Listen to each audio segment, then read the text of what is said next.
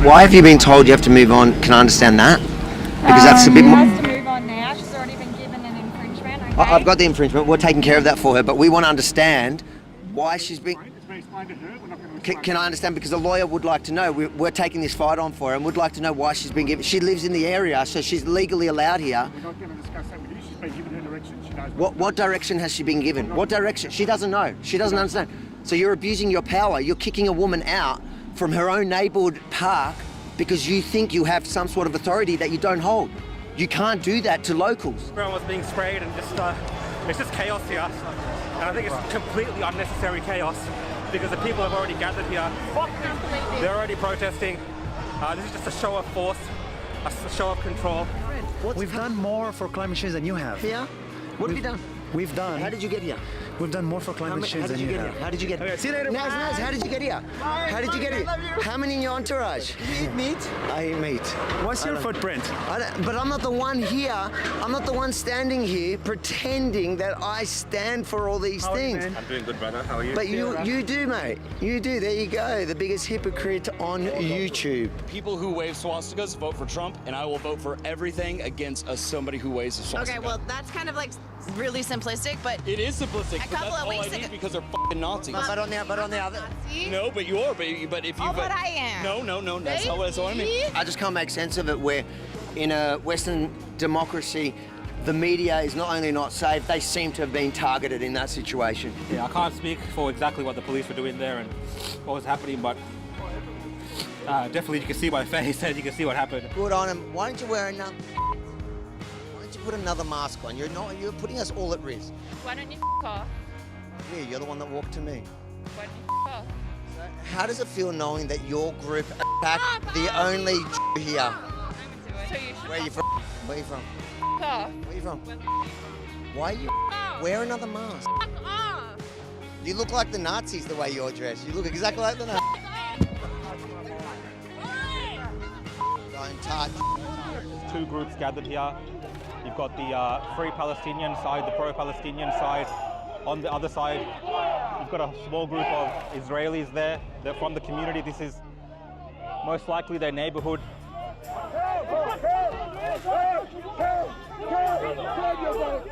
They claim it's not about anti-Semitism, but they keep throwing coins, throwing notes, showing us notes. This is 100% about Jews, not about Israel. And we've imported this hate, and their useful idiots on the left are enjoying and participating in their Jew hatred. You should shape your beard Why? because it's like a bit messy down here. Yeah. You don't know about different cultures, or do you just think you do? I don't know about different cultures. Always go around telling people of color what to do, how to dress. No, I don't. I'm asking you. Do you always go around telling people of color how to dress and how to look? I want to hear about Daniel's breakfast. Yeah. That deflection. So the white anti-fascist being called out for his actual racism, Did you eat and the he's yogurt? deflecting by Did you- talking about did you- another.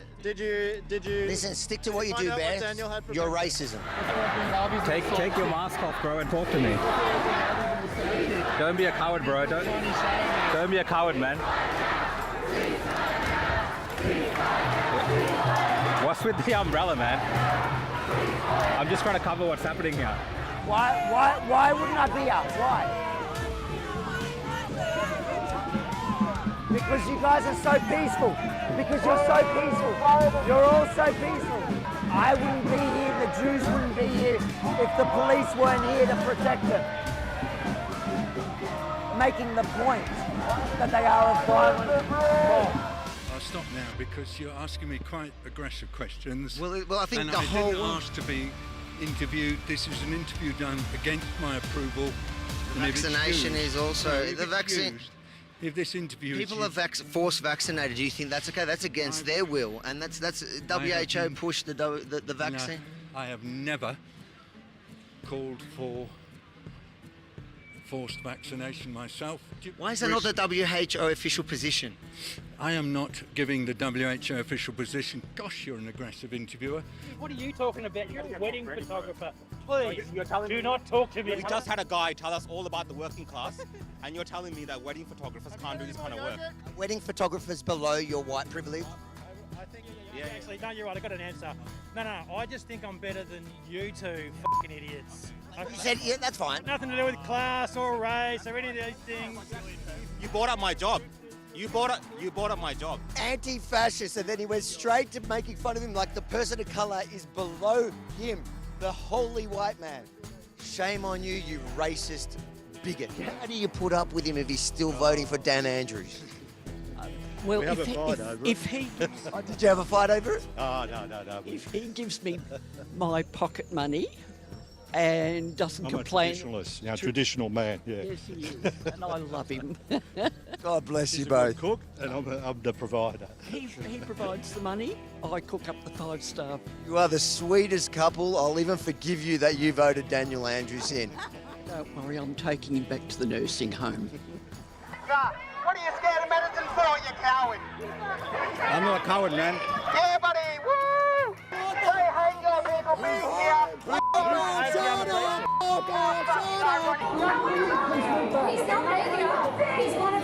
When someone's like talking about something that directly affects you and they have no skin in the game. None, nada, zero. How do you feel about Israel and Palestine? I mean, I don't think the genocide in Gaza is good. Do you have skin in the game? That's like a little bit of a different issue, though. Like, we're talking about like the health. No, but I'm just trying to make the point here. You have a really strong opinion about Israel. I'm applying your same argument back at you. You don't know what you're talking about. You've got no skin in the game. And I'm okay. okay. Funny how her logic only applies to her political foes. Imagine my shock. You're not happy about the crowd? Hey? You're not happy about them? Isn't it a Nazi protest? Where's there a Nazi? Huh? Where do you see a Nazi? Well, that's just what I heard. Either way, alt-right. Who's alt-right though? These guys. What makes them alt-right? Because they don't like Daniel Andrews. Sure, I don't know. I'm not. So what is it? You're the one sticking your finger up at him. You're the one like harassing me over this. You just stood here and stuck your finger up at a crowd, took a photo. So I think it's fair game. If you're willing to put all these people on your social media with a finger, calling them outright Nazis, I think it's pretty fair for me to come and ask you why. That is true, yes, fair enough. So why? Because I just don't agree with them. What don't you agree with? Any of their stances. Give me one of them. One of their stances. All right, tell me what their position is. But you're the one that's standing against them. Surely you know. Okay, cool. I gotta go. So you don't know? He's asked you before to step back. No, he's asked me to get away because he doesn't want me here. That's very different, and you're breaking my meter in half. Same thing. Yeah, is the reason you don't have a mask on for them? Yep. We've been through this with your legal department about 5 minutes ago. You might want to ask your superiors about it. I'll ask you. You don't have to wear it when you're working like this. Is that right? Yeah, go. Call the media. Call the department again. And your name? Avraham Yemini. Do you have your media pass? Not on me, no. You don't. Mate, you want to call your superiors, you're going to go through this again. I just need to know who you are. Avraham Yemini, Rebel News, on my thing. Your intimidation tactics are not going to work. I'm not trying to intimidate. All right, yeah, you are, because you know exactly who I am, mate. So you're working for media, yeah? Mm-hmm. You're spraying the media department, no issues. Yep. You don't have to wear your face mask while you're doing Yep. this, but just make sure that if you're just talking to the guys that you do put your face mask on first, Yep. okay? I'm going in and out of it, but I don't appreciate where they tell you that they don't want me in the park, so I've got to go, because if we go by that logic, most of the people in this park don't want you in the park. Okay, listen to me. So do you see how, if you want to apply that logic, it's got to be even? Are you going to let me speak? What? Like I said, we've accepted that you're media. Okay, Oh, thank you. You've accepted. No, but I don't need you to, because I don't need you, because I've come here from the minute I've walked here, and you guys have been confrontational. Let's go. There you go. They want you to work with them when it suits them, but they could come up and confront you at any time. That is the definition of a police state. And everybody at home that's apathetic, you let this happen. Why have you been told you have to move on? Can I understand that? Because that's a bit more. She has to move on now. She's already been given an infringement. Okay? I've got the infringement. We're taking care of that for her, but we want to understand why she's been. Can I understand? Because the lawyer would like to know. We're taking this fight on for her and would like to know why she's been given. Well, that was smoother. That was very smooth. That was good. You like how I set that Yeah, up? it was good. I automated everything. Mate, it's week by week. It's becoming you're becoming less and less needed. To be honest, are you feeling that? I think that's what's happening around the country. I think we're becoming less and less required if you listen to people. So. Bro, look at my hair. Do you know any good hairdressers? My hairdresser's gone out of business. He went out of business, did she? You know what you should have done? You should have had your appointment first, had your trans haircut, and then asked her the question. Well, I think I'm going to sue her because look at me. I think I can claim damages. I've been mocked online for my hair since she refused to cut it. Look at me. That's not a bad idea, actually. Okay, welcome back. Welcome to the stream, everybody. Sorry about Tuesday night. It's what was I doing? I was finishing. Oh, we were producing that last one. And in fact, I think I just finished right as we were supposed to start, but I wouldn't have had time to set up or any of that. I tuned into are you calling what you did a live stream? Like, it was a pretty pitiful situation. Most of the comments was about me. I have a few people here that watching this stream that watch my show regularly, and they usually tend to tell me that it is a much higher quality live stream and a much more entertaining show. So, I mean, I'll get them to back me up in the comments. It's good to know that you have liars that follow and support you. Welcome everyone back to the stream. Just some housekeeping before we kick off the show. So as usual, as you see below us, the comments are the ones that are scrolling below us. Below me is from my YouTube channel. Below Rukshan there is from his YouTube channel. Get involved in the live chat. It'll just roll along there. So no matter what you say, it kind of gets us in trouble. Unless you say something that goes against community standards, and it'll stop you or whatever. Aside from that, you can comment and get involved in the conversation there. And some of those conversations are pretty fun too. Like, I just see it scrolling, and I see some people hitting on each other. It gets wild in there. And then I always actually watch. I always watch back the show later on just to read the comments as it happens, because it's quite funny. You really don't have a life. And so, and then obviously any of the super chats, thank you in advance for super chats. But we'll read out all those super chats. And I know, yes, I haven't forgotten the last show. There was a crazy idea, thanks to Abby. I don't know if Abby's in tonight, where it all started with a funny joke, whether I have to wear a pink tutu or not. And the tutu won, and just an update on the tutu. I was forced by Rhonda to order it a couple of nights ago, so it'll be here next week. Okay. So I think I'm gonna. Well, I've paid for the tutu now, so I have to wear the tutu. So I'll be doing that. So right now, what I'm looking for is somebody to come up with something for Rukshan, because it seems quite unfair that I'm the one that has to just do things. So we'll come up with something with Rukshan. Any good ideas, let us know. But for now, we'll get straight into tonight's show. Sorry, I'm just getting tips as I'm doing this. Well done, Rhonda. Wow, Rhonda's getting support for that. Yeah, it will suit me. Thank you, guys. Let's get straight into... I kind of have all the stories laid out. I'm not sure... Yep. I'm not sure. There was a story that... Because I have ABC that just plays to my left here all the time. Not while I'm doing the show. Like, when you tuned in, you hear it when I'm starting, just because I keep an eye on what's going on. And... yeah, it gives me a nice big headache. But there was something that popped up in the news, and I was like, oh yeah, I need to add that to the list. But it hasn't popped up on the YouTube. I forgot what it was. So in no particular order, I think we'll start with maybe... Should we start with the March for Australia? Because let's. Did you like Benji's artwork on the thumbnail? Man, I don't know what's going on, Benji. Like, he's letting his creative juices flow, but I don't know if people appreciate that, Benji. I appreciate it. I thought it was hilarious. I thought it was funny. Don't lie. When you call me, you go, who edited that thumbnail? I go, Benji, you were dying. You were dying of laughter.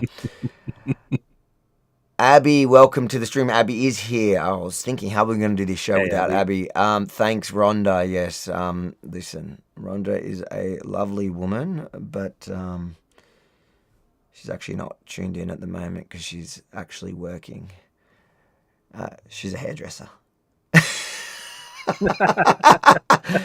Maybe I should get her to take over the vacancy. Actually, I just want to ask a personal question. Does she cut your hair? Do you get Rhonda her to cut does. your hair? Or do you go somewhere else?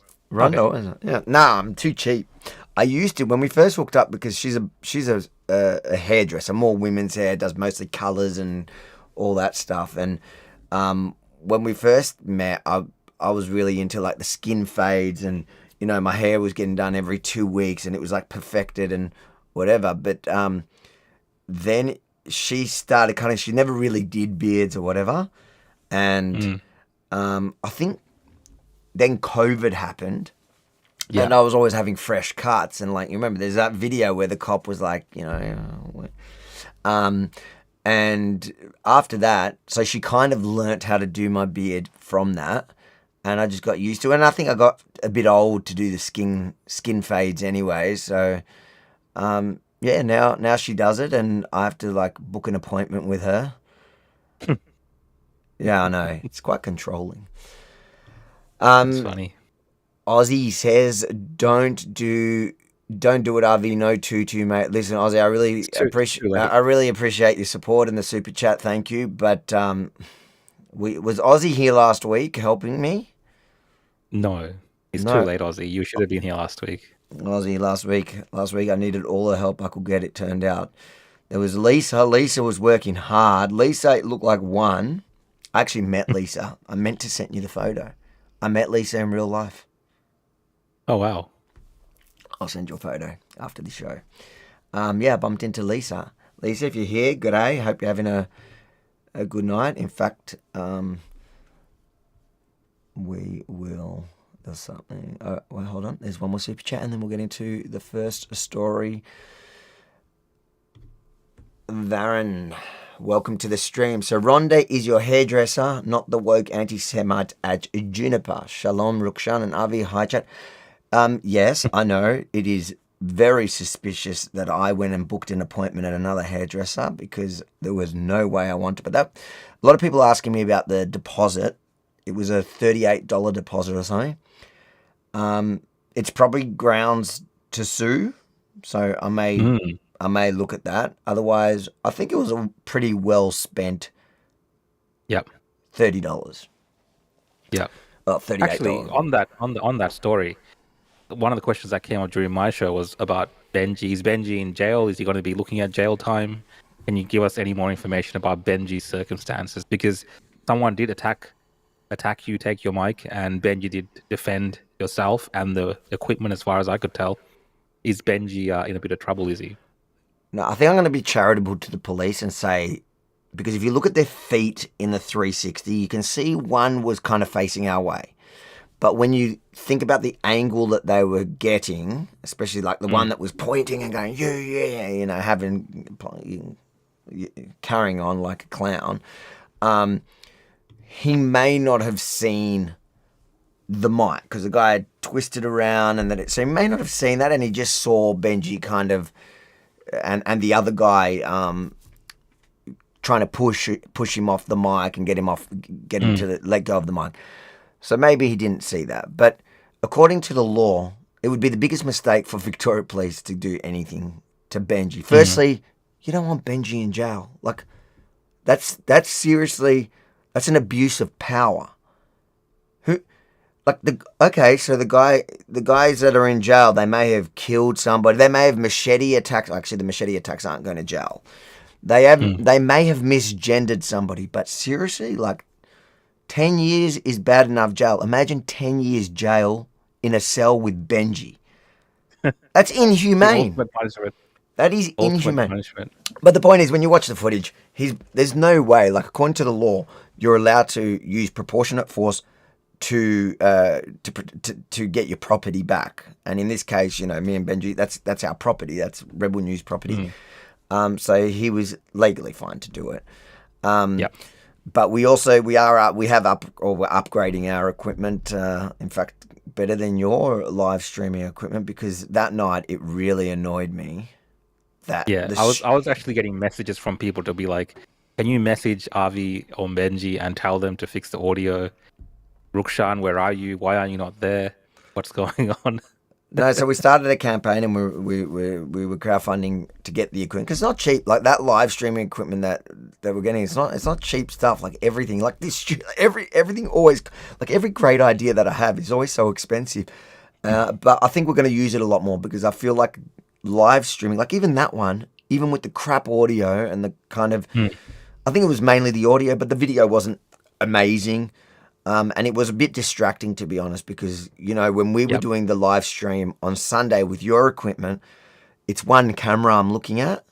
So it doesn't, so I'm just talking to the camera, and whether it's for the live stream or for the video, which I actually end up just getting to putting out today, at least you're looking at one spot. I noticed when I was like, editing the one from the protest from the other day outside in Bentley, my eyes were often looking at the phone. Anyways, all those problems are going to be sorted. We're not going to have them anymore, because we are officially waiting. Literally today or tomorrow, the new equipment comes in. So we're going to have to train. You're going to have to train Benji up on using it, as long as he's not in jail. But we're going to start having like I'm excited to do the live streams while I'm filming. So doing the live stream in the moment, and then but quality, having it like we did on. It was your Sunday stream that inspired me, because like everybody was commenting on the quality of the video. Anyways. Yep. If you guys That's what you get. if you haven't watched it, you can check out the lives. You can go to, what is it? avilive.com. I've got a URL for everything. All right, let's read these quick super chats and get straight into the stories. Avi, you made all of us Aussies. Ted. You can go for it. No, that was your job. I can't remember if you were having problems reading it. Ted Bullprit says, Avi, you made all of us Aussies proud on your report of the horrible racist hairdresser. Excellent journalism. Thanks for the super chat, Ted. We're going to talk about like just the reaction a bit later, just from one specific point. But it has been incredible, the reaction, right? Firstly, like local, then like international. This, like, I was getting things sent to me from cousins in Israel, like seeing it was literally the rolling news in Israel, but then it also got picked up in Palestine. So it was like, it's gone two ways, and we'll unpack it a bit later just when we go through one of the stories that I have on the list. But thank you for the support, Ted, and I'm glad you liked it. We've got, oh, nice, Lisa. Lisa is here tonight. Lisa, Benji's equipment. No, I think she's talking about for the live stream equipment, because we did send out an email to crowdfund. I appreciate it, Lisa, but yeah, I'm really excited to start using that new equipment. Hopefully Benji doesn't break it with his one hand. Did you like how he's like holding the camera and then like? Yeah. Do you know there's one other time he's done that before, and it was to a cop in COVID. Really? Yeah, in COVID. If you look at it was one of those big protests where everyone broke the line, and then like there was like the commanding officer just like pushed Benji in his camera, and he turned around and he's like, it goes to hit the cop and screaming something like, Benji, settle down, like, mate. You got to keep him under control. I know. But even in that case, I think he was also like, if you look at the self-defense laws, even look at what's his name, Nick Patterson. You know, Nick Patterson went a lot hard. Benji's like a slut, but it was fair. The cop just like went him and just because we have the 360 going, you get a full circle of what's actually happening, and the cop was completely out of line in the way he treated it. What do we got? Fuba, there you go.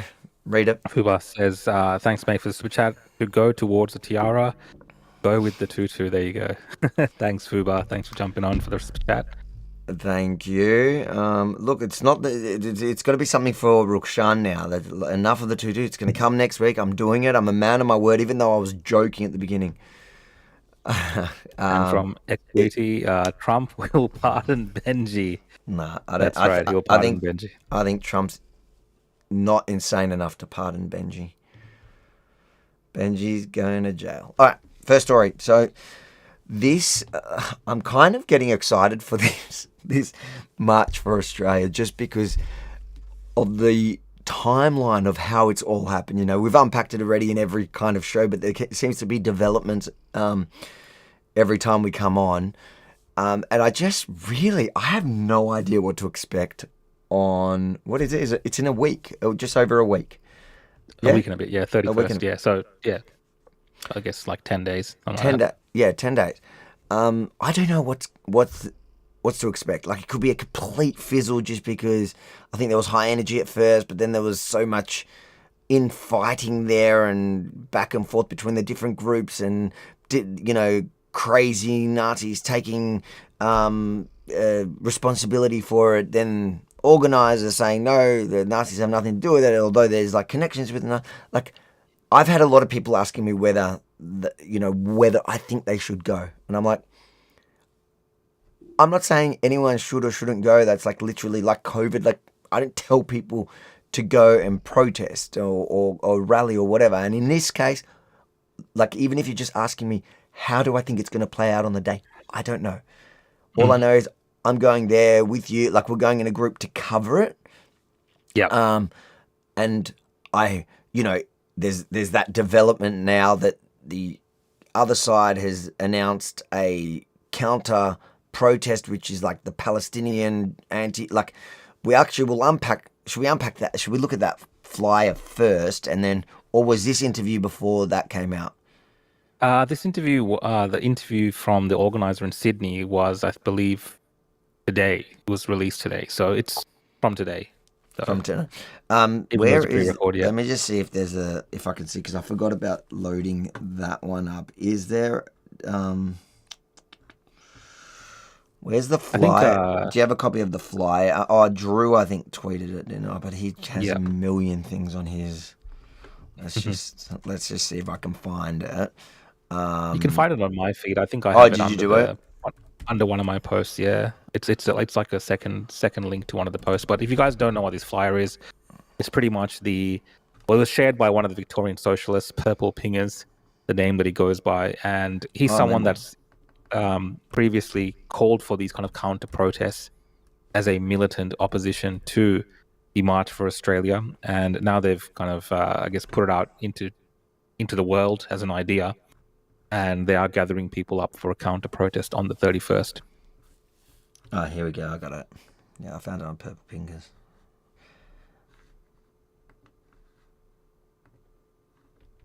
All right. So this is this was announced. This is what they've published. So the Socialist Alliance, weekly free Gaza protest. At least we can all admit that they've been doing this every single week for like forever. The pro-Palestine anti-fascist march for an Aboriginal and multicultural Australia. Is that not an oxymoron? Like, you're so upset. To me, that's always, I've never understood that. The same people that scream and shout that Australia is stolen land are also screaming and shouting that we must open the doors and let everyone in. Yeah. It doesn't make sense. I mean, I think it makes sense in their minds because... How? I'm trying to understand that. No, they want to recreate Australia in their own image, which is like everything's Aboriginal names, and it's kind of like an Aboriginal, government, and all these kind of ideas that they have that they put out into the world. Like, I mean, how else do you make sense of the things that they're saying? Because, yeah, they are encouraging more people to turn up on stolen land. Exactly. If it's so bad to go, if it's so bad to come here... and that act is called stealing the land, then why are you encouraging it? That's true. But okay. And then they say on Sunday, 31st of August, a March for Australia nationwide rally is calling for an Australia for the white man only. This is a serious attack on Indigenous, black and brown people, migrants, refugees, and Palestinians. I just want to understand how did Palestinians get their own. How's that a specific attack on Palestinians? Like, Yeah. And is it an attack on Israelis? What about brown Israelis? Is it an attack on them? That's interesting. Yeah, it's not an attack on them. No, No, apparently it not. isn't. There's no way it's an attack on Israel. The racist rally will be at the same time as the weekly Free Gaza protest, claiming to take back the streets from the Free the racist. Sorry, I'm confusing myself. The racist rally will be at the same time as the weekly Free Gaza protest, claiming to take back the streets from the Free Palestine movement. The best part for me watching this and reading that is like both sides hate the Jews. Both sides scream Free Palestine, and now they're fighting each other. Gather at 11 a.m. for an anti-fascist mobilization at the State Library. Rally speeches will begin at 12 p.m. The march will commence at 12:15. We need to bring out huge numbers, so bring your friends, family, and workmates. Defend the Palestine movement and help us build an anti-racist, anti-fascist coalition that can stamp out the politics of the far right. 11 a.m. Sunday, the 31st of August at the State Library. So they're both calling their rallies for the same place at the same time. Is that right? No. So the March for Australia, other ones, where's that starting? is at I think starting at Flinders Street. Okay. So not the same area. On the same day now. I guess. Okay, that would have been interesting. And in reaction to that, I'm not going to play it because I don't know if the platforms we're on would allow it. But the Nazis have burnt a gay flag and told them, "Okay, you come and try stop us. We're going to fight you." They played their video from the other week where it shows the numbers have grown. Although we don't know if that's just because it was the special weekend. The gathering. The gathering. So annual meeting. It'll be. I don't know. I do not know what's happening. I am, from a journalistic point of view, quite excited to see what's actually going to unfold on the day. Whether these groups are going to end up clashing. Literally the two groups rallying, or the two groups claiming responsibilities for rallies, because I don't actually even know who's going to come to the March of Australia. Maybe there are normal Australians that are actually going to come up in their mass. I mean, I've seen like a lot of the commentary I've seen, Avi, online from people commenting on this seems to indicate that it's an overwhelming majority of just normal, ordinary Australians that want to attend this. Yeah. The organisers are saying, or people that are promoting it online are saying, that it's kind of like a family-friendly event. They want lots of people to come. They want people from different backgrounds to come. And it's a march for Australia. Of course, the topic is against immigration, but overall, they want everyone there to support this idea that, immigration is hurting Australia. Whereas these counter-protesters, I think the way that they're portraying the rally, from what I've seen online and how they talk about it, is as a Nazi rally. They're not seeing those nuances there. And they're promoting it as anyone that's there is technically a Nazi because you're a part of the Nazi rally. And Purple Pingers, in a video that he did put out a couple of days previous to this flyer, and he himself promoted this flyer, did talk about mounting a militant opposition, a militant mobilization against the far right based on this March for Australia. So, when you look up what militant mobilization means, they pretty much want some type of interaction, whether it's violent or a threat, some type of clash that they want to have, or to silence that group from their activities. So, and this is not like last time we were at the Women's March where we had the same kind of Antifa types try to get to the women, but that was all cordoned off by the police, right? Because the women were in a stationary spot. And it's much easier to manage that. But we're talking about two marches where they do want to not just stay in the one physical spot, they want to be able to walk through the city. So it is possible that, again, this might not happen on the day, but it is possible that these groups might come to a clash at some point, whether by planning or just by people being in a certain proximity of each other. There might be some interaction like this, and that's kind of the worry, especially if you have a lot of people that are there that have no idea of these things also taking place. Because you have to understand, a lot of this is happening online in the echo chamber of X and Telegram and things like this. And a lot of people that are coming for the march to Australia, for instance, would have no idea about these type of things that are being planned, whether it's counter protests and whatnot. So, possible, like you said, like from a journalistic point of view, it sounds insane and crazy because you have all the, the crazies, all the bad actors from all sides. You have the Palestinian movement as well, the left wing part of it anyway, at least involved in it, and then you have, people who are saying that there's, far right elements involved in organizing the march and so on. So it is a cluster F word, for lack of a better way to explain it. But overwhelmingly, I still believe that the majority of people that want to attend the March for Australia are just ordinary people that are. Yeah, I dare say I'd agree with that. Just anecdotally from the people that have reached out to me asking. So I think there's a lot of average Aussies that are at least considering to go. But again, I don't know how it's going to play out. A bit like this super chat that we got where Carly says National Workers Alliance is running Melbourne event, the Melbourne one, which is like a lot of people have that fear, and I think that is going to stop a lot of people from coming because, the average Aussie does reject the Nazis and their ideology. If you're a proud Aussie, it makes no sense that you would support the ideology that the Anzacs fought, died, bled and died, basically trying to rid the world of, and now you're gonna, and that's the reason why those guys never really, at least in the beginning, or that's why their branding was never on anything. They never pushed it with the branding in the beginning, and the group that the guys that have taken responsibility, like Beck, who is friendly with them all, is trying to at least publicly distance herself from them because they know no one will come if it's them. And so the question is it really going to be mostly Nazis, or are the Nazis going to be outnumbered? And are the proud Aussies that do rock up, when they see the Nazis, are they going to separate themselves from the Nazis and go, nah, that's not Australian? Are they? And I'm hoping that happens. That's what I'm going there as a journalist to catch whatever happens.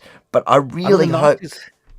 Yeah, the Nazis would have to be pretty stupid, like to turn up in their garb and, with the masks and stuff. And like they'd have to be pretty low IQ fools to not read the room on this. Like a lot of, like you said, they've had to walk back a lot of the things that distance themselves from this group. A lot of them do have dubious associations that people can, show somewhat evidence of based on past posts and things that people have liked in the past related to the NSN, and just in the way that the room temperature on this issue right now, and the fact that people want to distance themselves from this group, for them to turn up and make it all about themselves, I think would really be again, I don't care if it damages their movement, but it would be very damaging in that instance, I believe personally. And I think it would be pretty stupid to do, but you never know. These groups are hell-bent on obviously recruiting, showing people that they don't actually care, and they're kind of doing things of their own accord. That's why they've, for instance, put out that video against the far left and saying, bring it on. So who knows what will happen on the day? You just think, smarter minds will prevail. There is a bit of a groundswell against immigration that is more broad than just even, the far right. It's most people see the problem with mass immigration, and even if it's not an issue, most people want to discuss it. And to think that a march like this could potentially be hijacked on that day, and we do see a Cronulla 2.0 or something like this, what people are saying, and then that is then what is used to shut down any meaningful debate on immigration that we need to have, would be a great shame. And these people that want to accelerate this issue, saying that this is the only way we're going to accelerate things, I think they're going to be in for a rude shock if it does go down that path, what actually ends up happening from that. And I think, we're all going to be worse off if it does actually come to a clash like this, where it can be used for a long time, not just, in the moment now, but for a long time, to push back against any meaningful debate on mass immigration. That's my fear. Yeah, I agree with you. Do you want to read this super chat before we move on? Yeah, this is from Sunny First Fleet. Thanks, mate, for the super chat. Police warned counter-protesters to stay away from the Sydney Bridge. why won't counter protesters be issued with the same warning to stay away, especially from a safety and freedom of speech perspective? I think there's Victoria. Yeah, well, I think also there's different rules around protests in Victoria to New South Wales. Like they have a permit system, here we don't. And I think there they would have grounds to, like that's how they always manage to separate protests there by law. Is the permit system gives the police the power to reject them, and they rejected the Harbour Bridge, but then they took it to court and won that. But I think part of that power is for safety, so if one group organised a protest at the same place at the same time as another group in Victoria, police just have to come and stand in the middle, whereas in New South Wales they can actually reject a thing on that basis, saying no, you're going to have to go to the other side of town.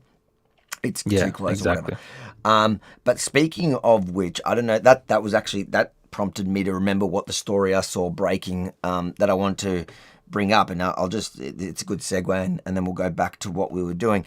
But there was, I don't know if you saw this. I saw this, a few hours ago, pro-Palestinian protest over Brisbane's Story Bridge won't be allowed, Queensland court rules. And I think this is super interesting, but let's quickly just read it, and I'll tell you why I think this is interesting.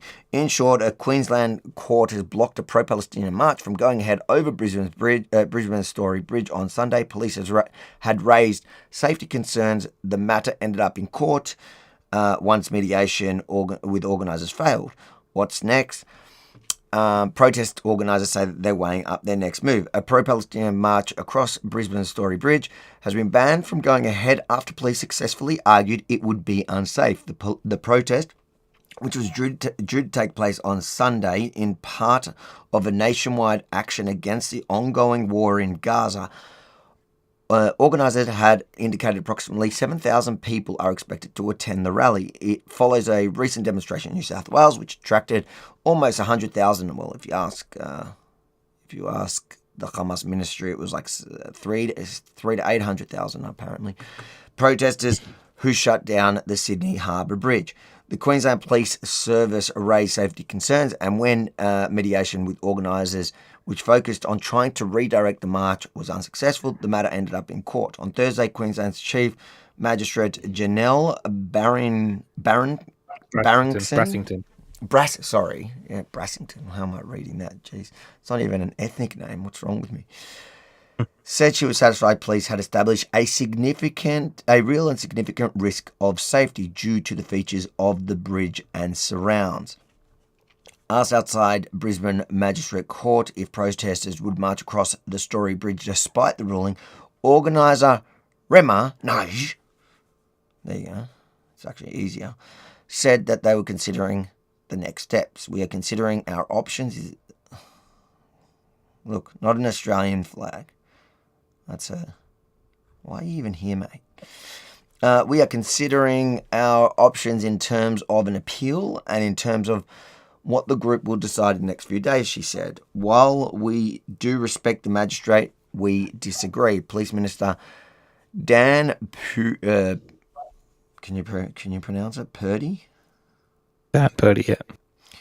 Called on event organisers to respect the decision of the court. If protesters defy the decision of the court, it will not only put it at risk, it will also take hundreds of police away from responding to crime, he said in a statement.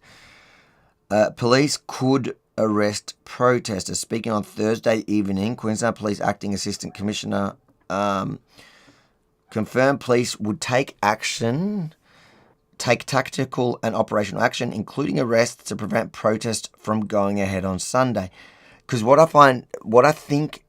I understood watching his press conference, I tried to see if it was online already, but it wasn't. I can't see it up there yet. He actually said that because they took it to court, now it's unlawful for them to protest at all. Yeah. Because the protest has been deemed unlawful. So they kind of the protest on the bridge? Or just no. So I think the protest itself, because you got to get the permit. I think they must have a permit system there as well. I don't know. I think you can look it up. I imagine they must have a permit system. So now since they wouldn't, so what happened was police rejected their plans, And then they went to mediation. Mediation broke down, so they went to court, and the court deemed the protest unlawful. So, which means that now protesting, there's no permit to protest. So the court has deemed it unlawful, which means that if they go there, the police sort of have to take them down. Yep. He urged anyone concerned to take part to. I'll just tell you, there is a permit system in Brisbane, so that's what it. So that's what it is. Yeah, that's what it is. Yep. He urged anyone considering to take part to reconsider, saying police generally support protests going ahead as long as they were safe. We have to make it quite clear that anyone participating in a protest which has not been authorised, this is the point, faces the prospect of enforcement action being taken against them, whether that's on the day or post-event. Acting Assistant Commissioner Wildman said, police interpreted court's decision to mean that there was no alternative route and protesters were not authorised to block any roadways or obstruct public spaces on Sunday. We will take appropriate enforcement action in a reasoned manner to prevent offences from occurring and maintain community safety, he told reporters. Police resources would be available to respond on Sunday should something go ahead, Acting Assistant Commissioner Wilden said. Concerns over safety. Look, I think that doesn't really matter. The point is, so there was two things that I find interesting from this, right? Firstly, this is what I warned. As soon as they won the Sydney Harbour Bridge, that was not it. That was the beginning of their little game, and I think that Queensland Police saw that and they realised these guys are never they want to escalate everything all the time, and that win over the the Sydney Harbour Bridge just meant now they want to take all bridges and they want to do it whenever they want and however they want. I think it was only a magistrate court, so it'll be interesting whether they file an emergency appeal in an appeals court and whether, because it almost. Looking at the ground, or at least hearing it, not here. Here it says safety, but I think the Harbour Bridge, it was about the emergency services getting through or whatever, plus safety. Yeah. It almost feels like it was the same arguments, but it was in a lower court. Maybe magistrates in Queensland are just more sensible. What do you reckon?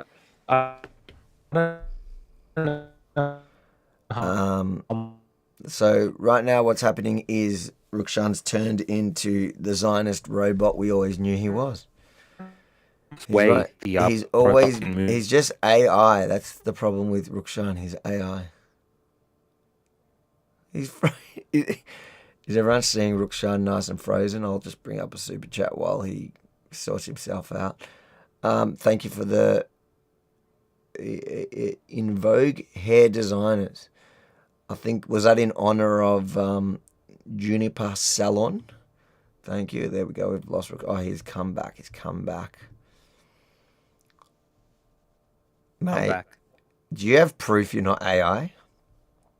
I don't have proof I'm not AI. I'll get straight into it, Arby, because I'll say... He's done it again. Mate, it's his connection. His connection's shocking. I told him not to log in from Sri Lanka. Mate, I'm starting to think we need to deport Rukshan. This is ridiculous, mate. Kicked him off now. I actually have the power to kick him off. I kicked him off. Let me read Abby's super chat while he gets ready. What does it say? Hold on a minute. He says, Abby says, thanks for the super chat, Abby. The organisers gave a list to police of what they would consider signs of aggravators. Wearing masks is one, so hopefully the police will move masked Nazis ASAP. Oh, you're talking about on Sunday, next week. I'm assuming you're talking about the March for Australia. I hope they do. And I thought that they had new legislation regarding masks, but I think actually they've got to designate an area in which they can stop people from wearing masks. I 100% believe that there should be no right to wearing masks at protests. Not the left, not the right, not anyone. If you want to go stand for something, put your face to it. Otherwise, be a keyboard warrior. But and the reason is just because of public safety. Like, these guys are committing offences, and they're getting away with it because they cover their faces. What have we got? Nav, thank you for the super chat. What do you say? Why you hate Indians? They support Jews in Israel. I don't hate Indians. I just hate Rukshan. I like Indians. I actually really like Indians. I just don't like Rukshan. What's your problem? I don't know where you got that from.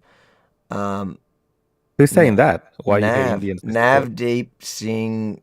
That must be an Indian name or not? Is that an Indian name? Navdeep Singh. That sounds like a Sikh name. A Sikh name. So like the Punjabi, yeah. I don't know where you get the idea that we hate Indians. It's all my hate is completely directed solely at Rukshan. The Sri Lankans.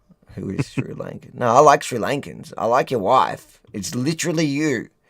What were you saying? Did you change your connection? Because we got a bit tired of your little freezing. I think are you freezing on us? What is with you? There, you're back. Do you want to say? I got a really bad connection. So tell us. I'm so sorry, guys. I'm on the road, so I just got a really bad connection wherever I am. When I'm not at the studio, it's just horrible, uncontrolled environment. But we can keep moving on. Okay, so let's start with you didn't want to say something about that story before we move on, or? Nah, it's okay. I think you kind of touched on all the times. Okay, so let's go into now back to the March for Australia. Beck Freedom did so she's the one who's like when everyone was demanding somebody put their name to it, she finally put her name to it. She did an interview with Ben Fordham from Sydney. Apparently it was an interesting interview, so let's just listen to it. Is that what we're doing? Yeah, let's listen to it, yeah. Okay, let me pull it up. Now, I've mentioned a number of times August 31, these demonstrations being planned for the 31st of August, and this followed the big march across the Sydney Harbour Bridge from pro-Palestinian demonstrators. And after that, Australia First demonstrators put their hands up and said, all right, well, we want to have a big demonstration, not necessarily across the Sydney Harbour Bridge. In fact, I don't think that's the plan, but they're talking about nationwide rallies on the 31st of August. They say we're finally standing up for ourselves and taking this country back. Get your Aussie flags out. And I made a comment, I don't know, last week sometime, I think, where I said, look, the people who organise the pro-Palestinian demonstrations, they are professional protesters, so they know what they're doing. They're used to going to court and fighting and winning and getting their way. And I just said to whoever's organising August 31, you want to make sure that you've done all of your checks and balances and got all of your permits because you can't just organise something like this in a flash. After those comments, I received an email from Beck Freedom. Beck Freedom. I don't know whether Beck Freedom is her real name. I like how she went out of her way to reach out to Ben. The question is, will she regret that moment? Well, I mean, if you're an organizer and you want to kind of get your message out, fair enough. I think they should be doing that if they want to get people to come along. I agree, but I'm just interested whether it backfired. Let's watch. But she says, I heard Ben talking about August 31. He seemed worried about people getting permits, etc. I'm the organiser for the Sydney demonstration, and I'm currently liaising with the police. I've also organised people in each state, and yes, it is being done properly. I'd be happy to have a chat about it if he would like. And she's on the line right now. Beck, hello. Hey, how are you? I'm doing pretty well. Beck Freedom? Yep, that's it. Is that your real name? Of course not. No, so it's an online name just to kind of help protect my identity a little bit. Gotcha. So are you the organiser of August 31? No, not the original organiser. So how it actually came about was it was just a random account on TikTok that started pushing out some content. One of the videos included the burning of the flag, and another one then had a date on it saying 31st of August, every main city at 12 p.m, rally for Australia. So I was actually sent that video and told, like, oh, look at it, it looks awesome. I said, do you know if they need any help? They said, sure, I'll get them to send you a message if they do. And he sent me a message. Turns out it was just some random 18-year-old uni student who had no experience in anything like this. was freaking out because his TikTok had hit 1.5 million views. And I said to him that I had a bit of experience in the activism world, and if he'd like some help, I'd be happy to help. Righto, can you just tell me, because there's this AI video that we've highlighted. This is a lady, a spokeswoman, who's an AI chatbot. So I've seen a lot of stuff online trying to derail this march on the 31st. Some absolutely crazy things, that we are racist, not true. We are calling on all Australians to march. So who's that? Who's organised those? Okay, so because it was more of an organic, natural kind of feel with how this came about, there's probably over 10,000 people Australia-wide all pushing out content for this event. So I have no idea who that person is.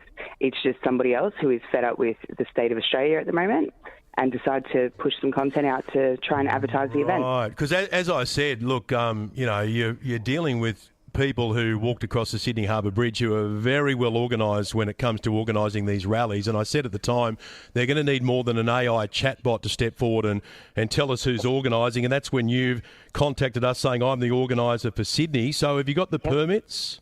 Yes, so I have been liaising with the police.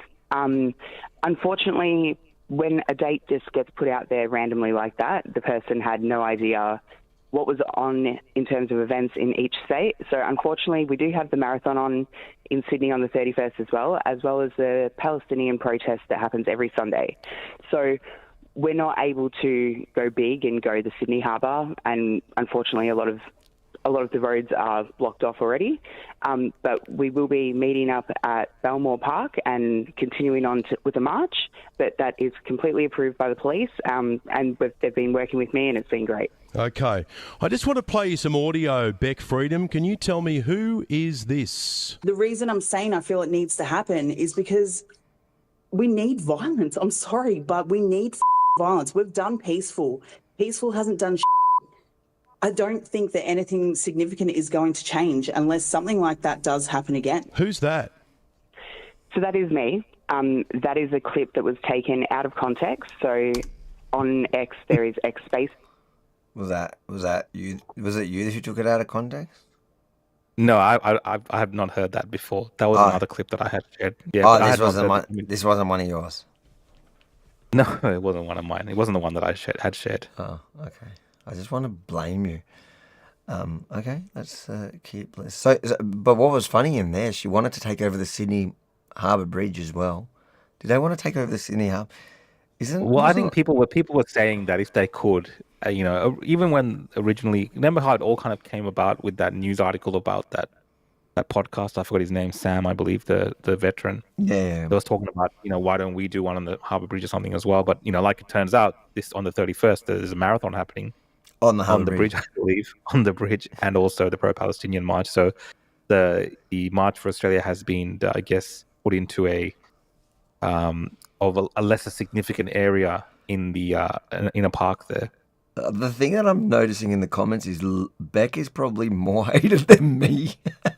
her and apparently her partner are almost more hated than me in our own comments, which is at least she's in good company. Yeah, that would be pretty hard to do. Oh, no. That one itself ran for 4 hours, and there was a 4-minute clip clipped out of it. Okay, you were talking about the Cronulla riots, and this was a conversation that happened recently, correct? It was about a month ago now. Yeah, and was talking about the lead up to August 31, and you were reflecting on the Cronulla riots. So let me play the longer clip, because you say it's taken out of context. I just want to add to it, because I heard you say... and sorry, I might have misheard you because I've got the baby in the bath at the moment. But I heard you say, we don't necessarily want it to happen again. I just want to cover what I said before. When I'm saying that I think it needs to happen again, I'm not condoning the violence part of it, right? Rewatching footage of it just before this space and seeing the two first guys, the Arabs that got smashed first off, right? Two guys... I reckon they were there to cause trouble, but they claimed that they were there to support Australia. Whether or not they were, we're never going to know. And I actually felt bad for them. Watching that again just before, I felt bad for them because out of nowhere, they got smashed. They got slaughtered. And I do feel bad for them. However, the reason I'm saying I feel it needs to happen is because we need violence. I'm sorry, but we need violence. We've done peaceful. Peaceful hasn't done I don't think that anything significant is going to change unless something like that does happen again. And it's but it's just the facts. Like, it's until we stand up and do something like that day, I think that it's just going to be repeating. Beck, that's you saying we need violence. No, she needs Ben Fordham to play the 4-hour clip to get the real context. Yeah, which is again, we talked about this last time. You're never going to get a 4-hour clip played. Like, this is the context of the comments that she's made. Now, there could be different interpretations. No, I understand there could be different interpretations of what she's saying, but I don't think she's an eloquent speaker in the sense of she is very rawly saying that there needs to be violence. And she's plainly saying it. And why is her kid in the bath? Why is she leaving her kid in the bath to be on a cooker chat? I don't know about that, but yeah, like, you know, when you have these type of comments that are made, Avi, like, it is impossible to detach it from, you know, you can't tell people, oh, when I said that there should be violence, I meant something else. You know what I mean? Like, people are going to take it a certain way if they want to, and no amount of trying to convince them or no amount of talking about context can change when you make these type of comments. And when you literally, like, you just can't use that as an excuse. Like, when you do a threat of violence, for example, just in real life, and then you're charged for it, you can't go to a judge and go, hey, you got to listen to the context of my threat of violence. Like, a threat of violence is plainly a threat of violence. The context might explain how you came to, because the guy annoyed you and the guy said something that made you say that, but it doesn't matter. The fact is you said something, and then when you it's kind of funny. I've never heard Ben Fordham go like that. Like, he lined her up as if he knew she was going to say, I guess because she's been going on about the context, like she's been saying, her defense has been the context. So I think he was prepped for her to use that as the defense. And then when she's gone out of context, he goes, all right, fine, I'll give you some context. And then you've gone, and like, it would be horrible in Sydney because that's New South Wales. And why is Beck, or is she's from Melbourne, isn't she? From what I understand, from stuff that I've heard her say in spaces, she's moved up there. Okay. Yeah, Okay, so but like in New South Wales, the Cronulla riots is like probably in certain areas still a point of like a raw in, you know, to people's memory. It's something that happened there rather than to us in Victoria. And so that context is probably the worst context you could give for New South Wales radio. Yeah, and look, to be honest, mate, I've been seeing like TikTok videos and stuff of like, you know, African youths, or I think there was an Arab youth as well, saying things like, you know, where are these Nazi marches going to be? Bring it, we're coming for you. Oh my God! So there is a heated environment that this is all happening within. So you have to understand that as well. Like, a lot of the messaging that I'm getting from in my private messages as well from people in New South Wales who are talking about this, who don't agree with what's happening with the march, is like, there are literally people getting ready to take these people on because they feel like it is a Nazi march and they're anti-immigrant and they want to kick out all the immigrants, and you know, like, there is massive migrant populations in New South Wales and Sydney. We saw that on the Harbour Bridge, and they do have a lot of sway in that area, and there is a lot of hotheads as well in those communities who are up for a bit of a fight if they need be. So do you reckon they should put? Do you reckon police should bring machete bins at the? Sorry? Do you reckon Vic Pol should bring I don't know if they have machete problem in New South Oh, Wales. you're talking about New South Wales. New South Wales, yeah. I've seen these things from New South Wales. But in Victoria, maybe the police should bring like a rolling machete bin so they can drop them off if they do turn up. But yeah, look, I don't think people understand that, like, the words that we use, especially as organizers, especially if you put your hand up as an organizer, do carry some type of weight. And people are going to misconstrue it if, you know, for instance, context. But, you know, what you say will actually be held against what your intentions, whatever they might be. And I think if things do go bad, Avi, the way that kind of Ben Fordham set her up here and the way that she's taking the lead here, I can already see if something bad does happen, you know, the Four Corners or the ABC piece, where they're playing back her words of violence. Yeah. And you know, the media, they're going to link all these things together. Did you see Four Corners? Did you see they had like I totally Sovereign forgot? one. Did you see it? I didn't watch it all. We should maybe go through it on an episode. I watched it. It was pretty funny. It's pretty funny. It's they actually messaged me. I didn't even realize I saw it after, asking me if they can use my footage. But it looks like they use my footage anyways. I'm gonna add him to my lawsuit. Should I get Chris Coveries to take care of him?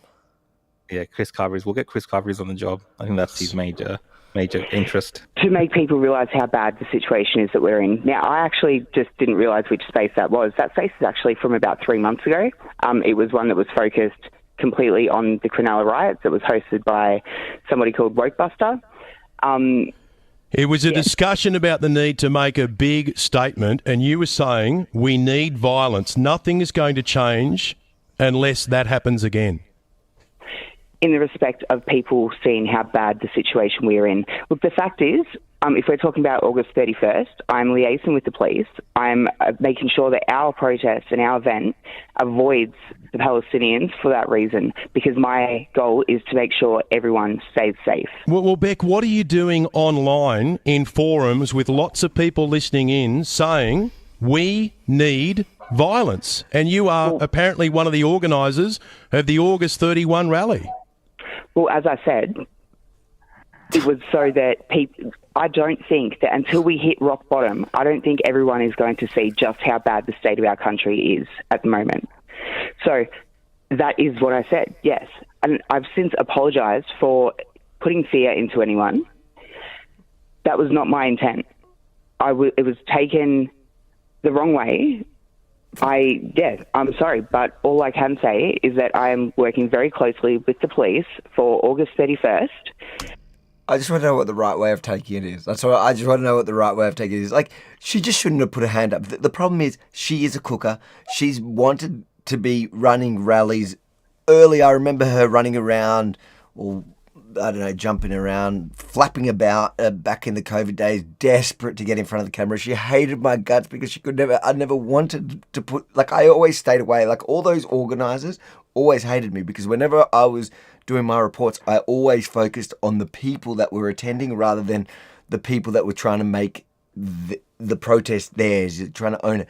She was one of those groups. There was like that crazy Jackie Dundee, and even on the Four Corners, the footage that they wanted to use, that John guy, and I love the way that they interviewed him, and oh man, they made him into the cooker he is. But they on that Four Corners, they're like he's telling his story like he went to the convoy to Canberra and he just found himself at the tip of the spear in charge of it all. It's like, dude, these guys are delusional not only about the law, they're delusional about their place in that event. Like, literally at the time, like that convoy to Canberra, like it blew up when we went there and started filming normal people and showing people that normal people were going, and no one was coming because of these cookers. These cookers were just trying to control the place when they got there. It was just like such a delusional report as well about it. But this has been her lifelong dream. And she says cooker stuff. She's she's not the smartest, sharpest tool in the shed. That whole group is loose. They say what they think in their little chat groups, but here it's come to bite her back in the bum. Like, she shouldn't have put her hand up to take responsibility for this rally if she really wanted to portray it in the way that she's trying to portray it now, because there is no coming back from a lot of the stuff that she says in those groups. There is no coming back from that ever. Like, you can't, and everyone's recording them. And it's not just like that's the violent stuff, but like her full racist stuff, her support for the National Socialists, all that stuff that she has said by her own admission, in 4-hour what are they called?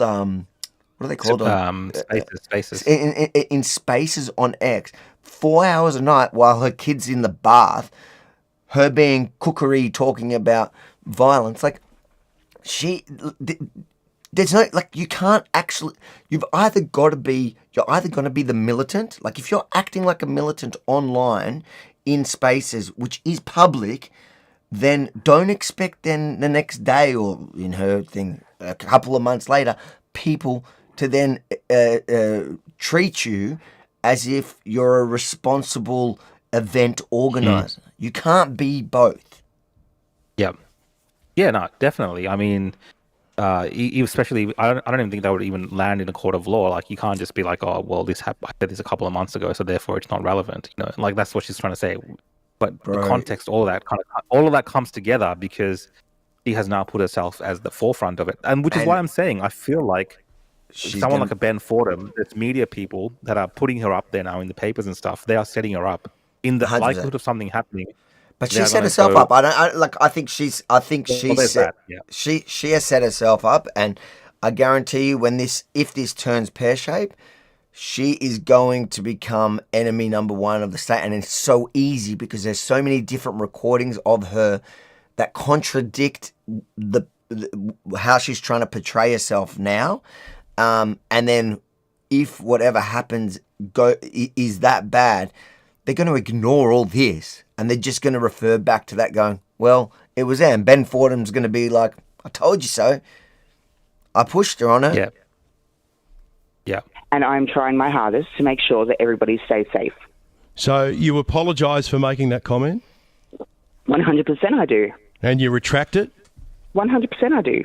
Can you see that it's problematic if you're putting yourself forward as the organiser of the Sydney demonstration when you're on tape just a couple of months ago saying we need violence, and you spoke about a couple of people at the Cronulla riots who were smashed and slaughtered, but you said nothing's going to change unless something like that happens again. And I said I feel bad for them, and I think, didn't I also just say that I don't condone the violence part of it?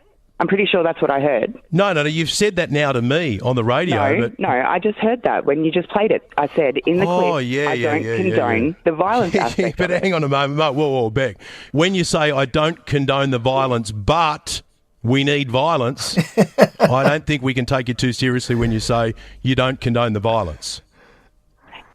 I've explained to you now that the reason I said that we need to see violence is because I don't think that people in Australia, the general population, are going to see just how bad the situation is that we are in until we hit rock bottom. And even this interview that I feel like you've tried to get me in a gotcha moment, I still don't think that's going to deter people because everyone can see just how bad the state of Australia is. And I'm, as I've said, working very closely with police. I've had several phone calls with them. They understand the gravity of the situation. They understand that there is counter-protest planned to come and attack. I've had death threats. I've been told that I'm going to have things thrown at me. We've kept the police in the loop, and they are willing to work with us as much as possible to make sure that everyone stays safe.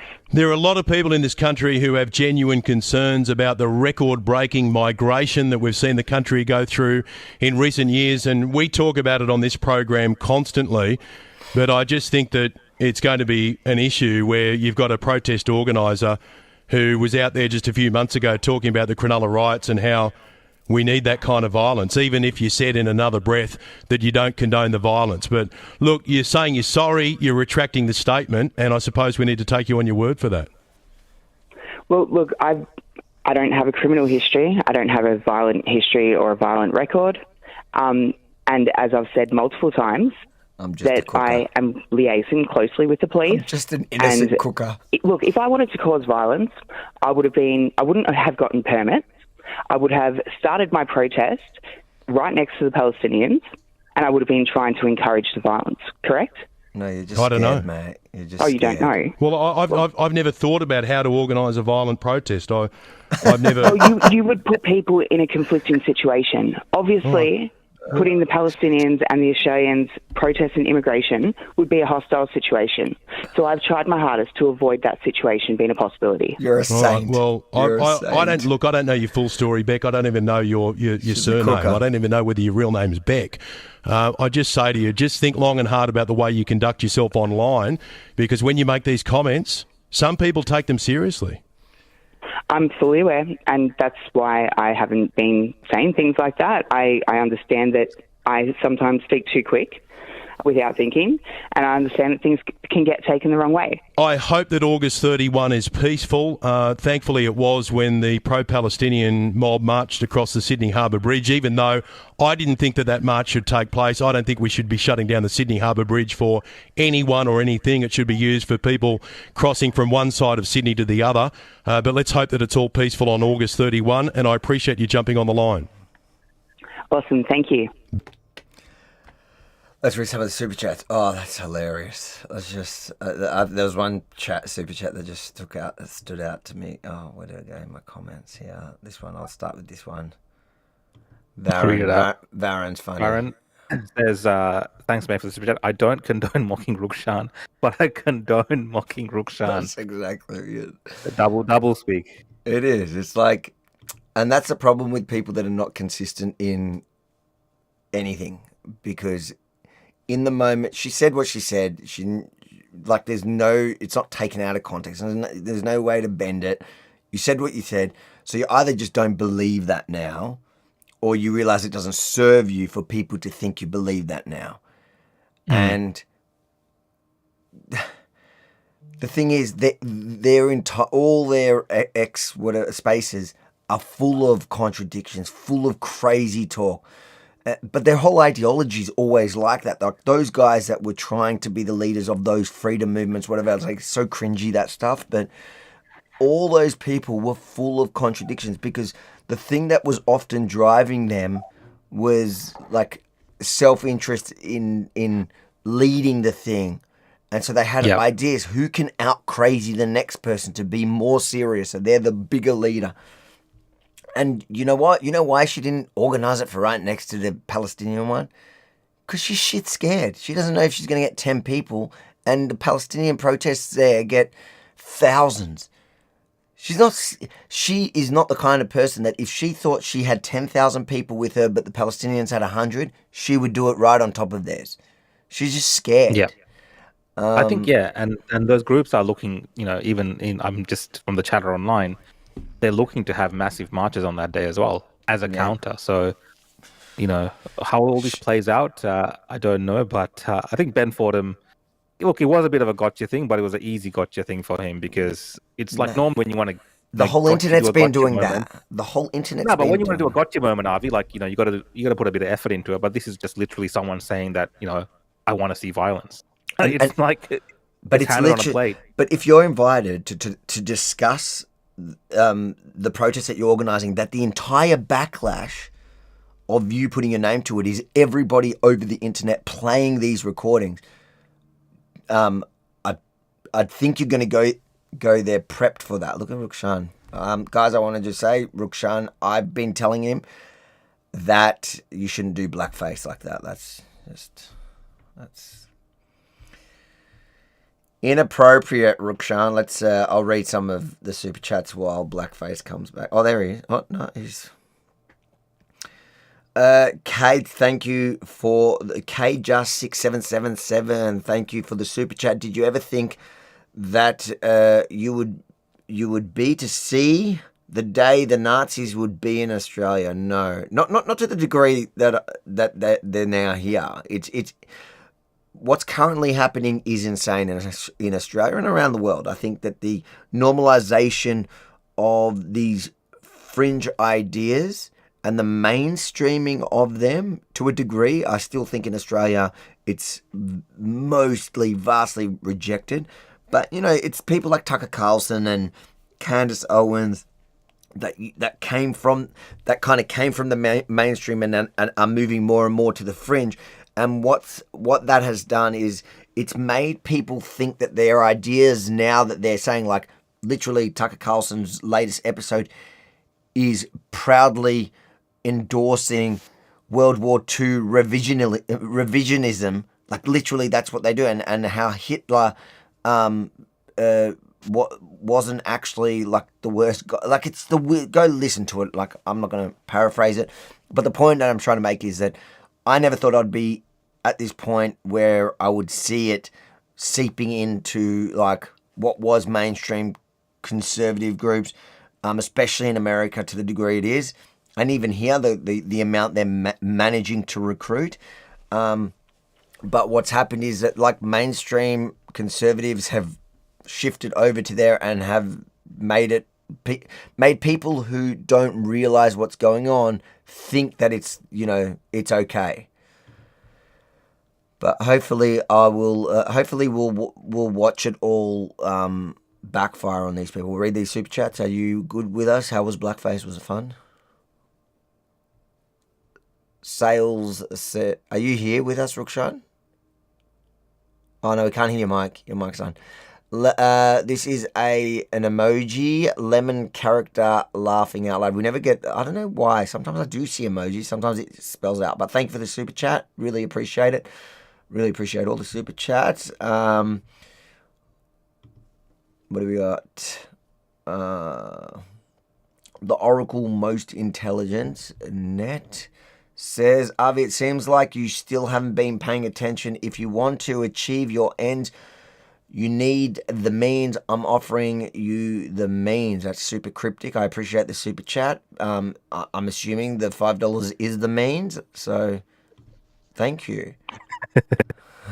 Now I have the means. People say that Israel, what is that? Ape Ross says, people say that Israel should be erased, should look into why they're so important to Western society. No Israel means more terrorist attacks, think people. Yeah, look, I think we talk about this a lot. People are super confused. People don't understand history. People don't know what's actually happening.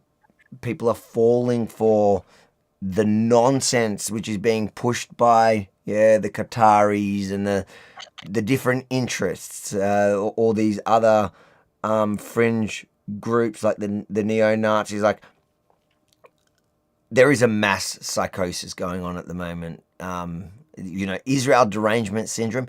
It's as if these people think that if Israel gets wiped off the map, the face of the earth, which I think is your comment here, what you're alluding to, is that all their problems are going to go away. I think they don't realize how many of their problems are going to just start the moment Israel, and just look back in history. But the things that Israel, on your comment, that's what you're saying there. Israel's basically on the forefront of the fight against jihadists, and not even just in Israel's border. You got to understand, like, the intelligence that Australia gets from Israel, from Islamists.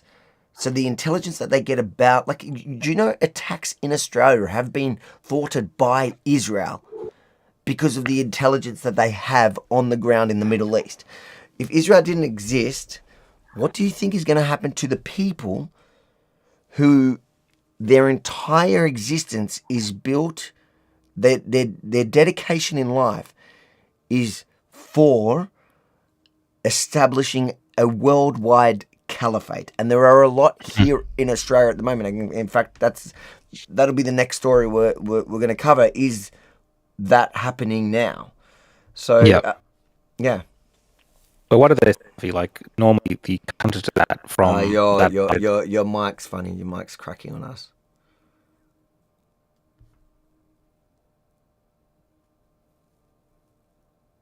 Are you there? No. Mate, I told you stop buying the cheap crap. Like, just crowdfund it. I know you don't like taking, in COVID, that was your whole thing. You were the non-grifting streamer. I didn't take donations. I'm a wedding photographer. Nah, man. No. Mate, you should go back to wedding photography. This is ridiculous.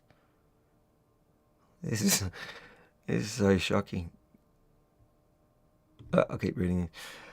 Sunnyside First Fleet says, thank you for the super chat. There are lots of older family Aussies planning on attending the 31st. Organisers might need a reset and set a new date. Well, I do believe that there are different people that that are claiming that it's a Nazi group and they're going to set different dates. Look, I think that the hype was around the 31st. Anybody that tries to create a new date, that's going to fizzle. This is just my humble opinion from the side. But I also at the same time think this might fizzle as well because of all the characters like Beck Freedom that have attached themselves, latched onto it, and brought all their baggage along. That has given all the power to the other side, to whether it's the leftists or the Palestinian group, whatever groups. They've just given it to them, served it to them on a silver platter. So, yeah, look, I hope that the average Aussies do show up. I keep saying that, and that they actually dominate, and the Nazis end up winning nothing. In fact, if they come and they try to think that they're shunned by the majority, that's what we need to see. They're shunned by the majority. You back? I think I'm back. Can you hear me? Yeah, finally, mate. Welcome. Finally. Welcome to the show. How's your night been? Mate, I need to call tech support. I need to call my cousins in Mumbai to help. I think I'm struggling now. You know what's really funny is that literally the other day when me and Benji were trying to figure out something on the app, and he had like 30 seconds where I'm like I was still willing to give it more time. He goes, "Oh, should we call Rukshan?" Benji, what? On the super chat, this is from the Oracle. Thanks for the super chat, mate. TG me at Machiavel, boss of all bosses. Emails are for plebs. The means is my IQ, my verbal communication capacity, my ruthlessness, my words. Have faith. This is all very cryptic, Avi. It's getting. Man, thanks. Thank you for the means again. That was the means guy. Yep. What are we doing? From Sunny First Fleet, thanks, mate. Reset 31st. Elderly people plan to attend. Look, I think the 31st has snowballed into something. It's far beyond, even the organizers and things. I'm seeing a lot of people just organically, what Beck Freedom was kind of saying. There is a lot of organic momentum behind it. So whatever happens, I think people are going to turn up on that day. So even if there's something later on that people are talking about by other groups, I don't think anything. People are going to turn up. I don't think anything coming beyond that is going to, this is either going to peak or flop, and it might in different places do different things. Yeah. But I would put my money on anyone creating something after is just going to fizzle. Yeah. This is from K6777. Thank you. What do you think of the conservative commentator Matt Walsh saying we need to pay protesters like the left do to counter them?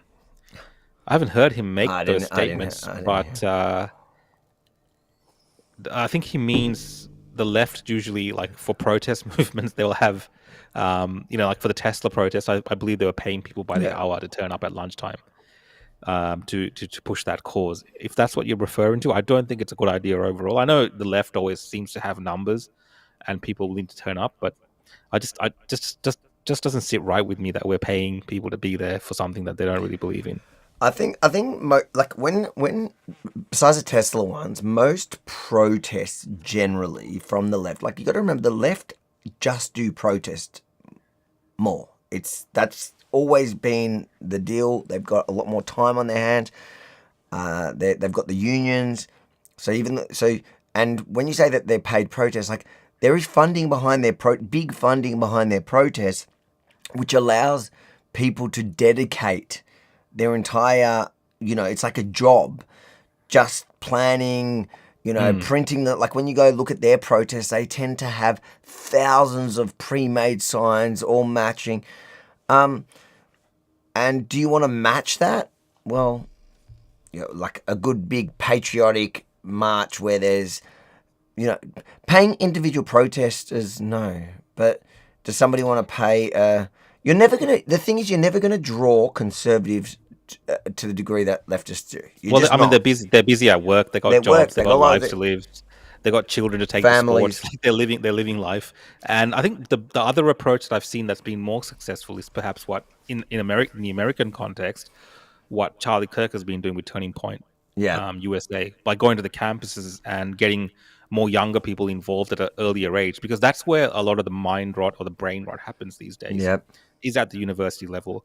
That's where a lot of these left-wing rat bags that you see running around the streets of Melbourne, they come through the university system, and they join these associations and groups and clubs. And even when I was at university, I remember, like the conservative clubs, the young, liberals or whatever it wasn't a big thing. But these left-wing movements, they were very popular, and they had a lot of structure behind it, and a lot of their kind of heroes that they were worshipping or whatever, right? And on the right side, there weren't really those people speaking up for them. There weren't like the Charlie Kirk style figures. We don't really have that here in Australia, not that I know of, at least. And I think maybe that's the way to change some of these dynamics when it comes to protests, because the left, especially through their younger university sector, they're very organized. As much as you might dislike what they do, they are actually very organized and good at getting people on board for whatever wacky idea they have. Yep, they are. What have we got here? It's just a comment. Thank you for the super chat. Thanks, mate. Appreciate it. Tucker, I saw that. This is wild. Tucker's praised Sharia law. It's truly bizarre. Yep. It's truly bizarre for those that were fans of Tucker since his Fox News days. It's not that bizarre if you actually look back at Tucker's trajectory. He's just been fluid. His political journey has been fluid, a bit like Candace, but it's wild. What's his name? Milk Bar TV did a great video where he's just playing Tucker, showing the progression 2017 to now, against himself, the way he was condemning Sharia law for all the reasons why in the West, and then now how he's Sharia law is actually good. It's crazy. Yeah, they're all saying stuff like this. It's wild. Benji, this is not our Benji, but 6372. Beck is close friends with Guru, who's been charged for stalking Ben Fordham. Oh, is that who Guru stalked? I do remember something like this. I remember that. I don't know the exact details. It was all, let's say allegedly, but I do remember something like this going down. Remember? Listen, this is the Cooker family. These are the last people anyone's really going to follow. Because when you play back any of their discussions between each other, they are cooked. And the thing is that those little clips that have that have gone viral, they're not even the worst of what they say, and they're not even the most cooked. These people are not, they're incoherent. Their politics is madness. If they ever got any sort of power, we were way more doomed than if Albo continues for the next 50, and we're screwed with Albo. Those spaces have actually been I don't really tune into them that much. Here and there I have been recently because of this thing. But the amount of people now that send me clips from spaces, so there is a large contingent of people who are watching these spaces purely just to record the insanity of some. Oh, because it's kind of entertaining. You know what? Conservatives don't rally because they are busy. The only conservatives neglecting their kids in the bath are cookers talking about, and they're not real conservatives. They don't actually have conservative values. They're just cooked, and it's all about, they're closer probably to the left on so many issues. They're anti-establishment to the degree where they're talking about anarchy. That's the kind of people. Guru, the guy was mental. Just go back and watch my interaction with him and John. I don't think these groups have ever really claimed to be right or conservative. They're just kind of become a part of these freedom issues. Freedom. Yeah, it's more of a broad kind of definition of freedom that applies to what they believe in. But like you said, it attracts all types of people, and it can. But I think they get lumped into the right wing because they're generally. It's weird, but they don't. That's the thing. They don't have a coherent worldview, and it's just anti the government, which would that was traditionally left, but they've got this I don't know, this right wing flavour to them. I guess it's the whole patriotic Australia. They always go with the Australian flag, so that's their right wingness, right? And the left would never do that. So, but everything else about their actual politics, and that's what makes it so difficult, is their politics is really anti-Australian. It's anti everything. What do we got, right? This is from Mark Guidetti 3081. Thanks, mate, for the super chat. Aussies who hate Jews make me laugh. Oz is irrelevant to the world, and its leaders are all queer commies. In US, we laugh at real Aussie wankers pretending to be Nazis. I was careful in reading all that, but yeah.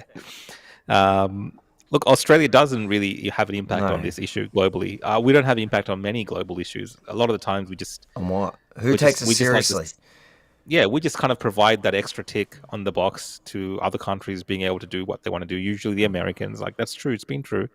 But in this instance, we are completely irrelevant because we're not even on the side of the Americans on this particular issue, where we'd like the Canadians and the French, who are also quite useless. If you see the way that Trump's been treating all the European leaders, you'll just see just how in the hierarchy of what's important, where all those leaders land. So Australia is well below that. And the grandiose statements that are made by Albanese or Penny Wong are quite meaningless beyond sound bites for our domestic press. Internationally, it carries really no weight. It's mocked.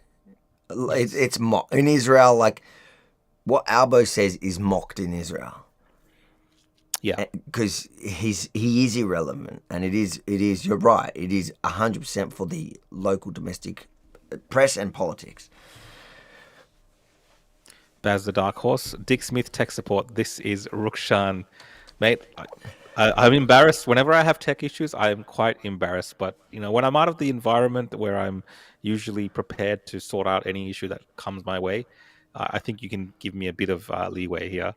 But yeah. Nah.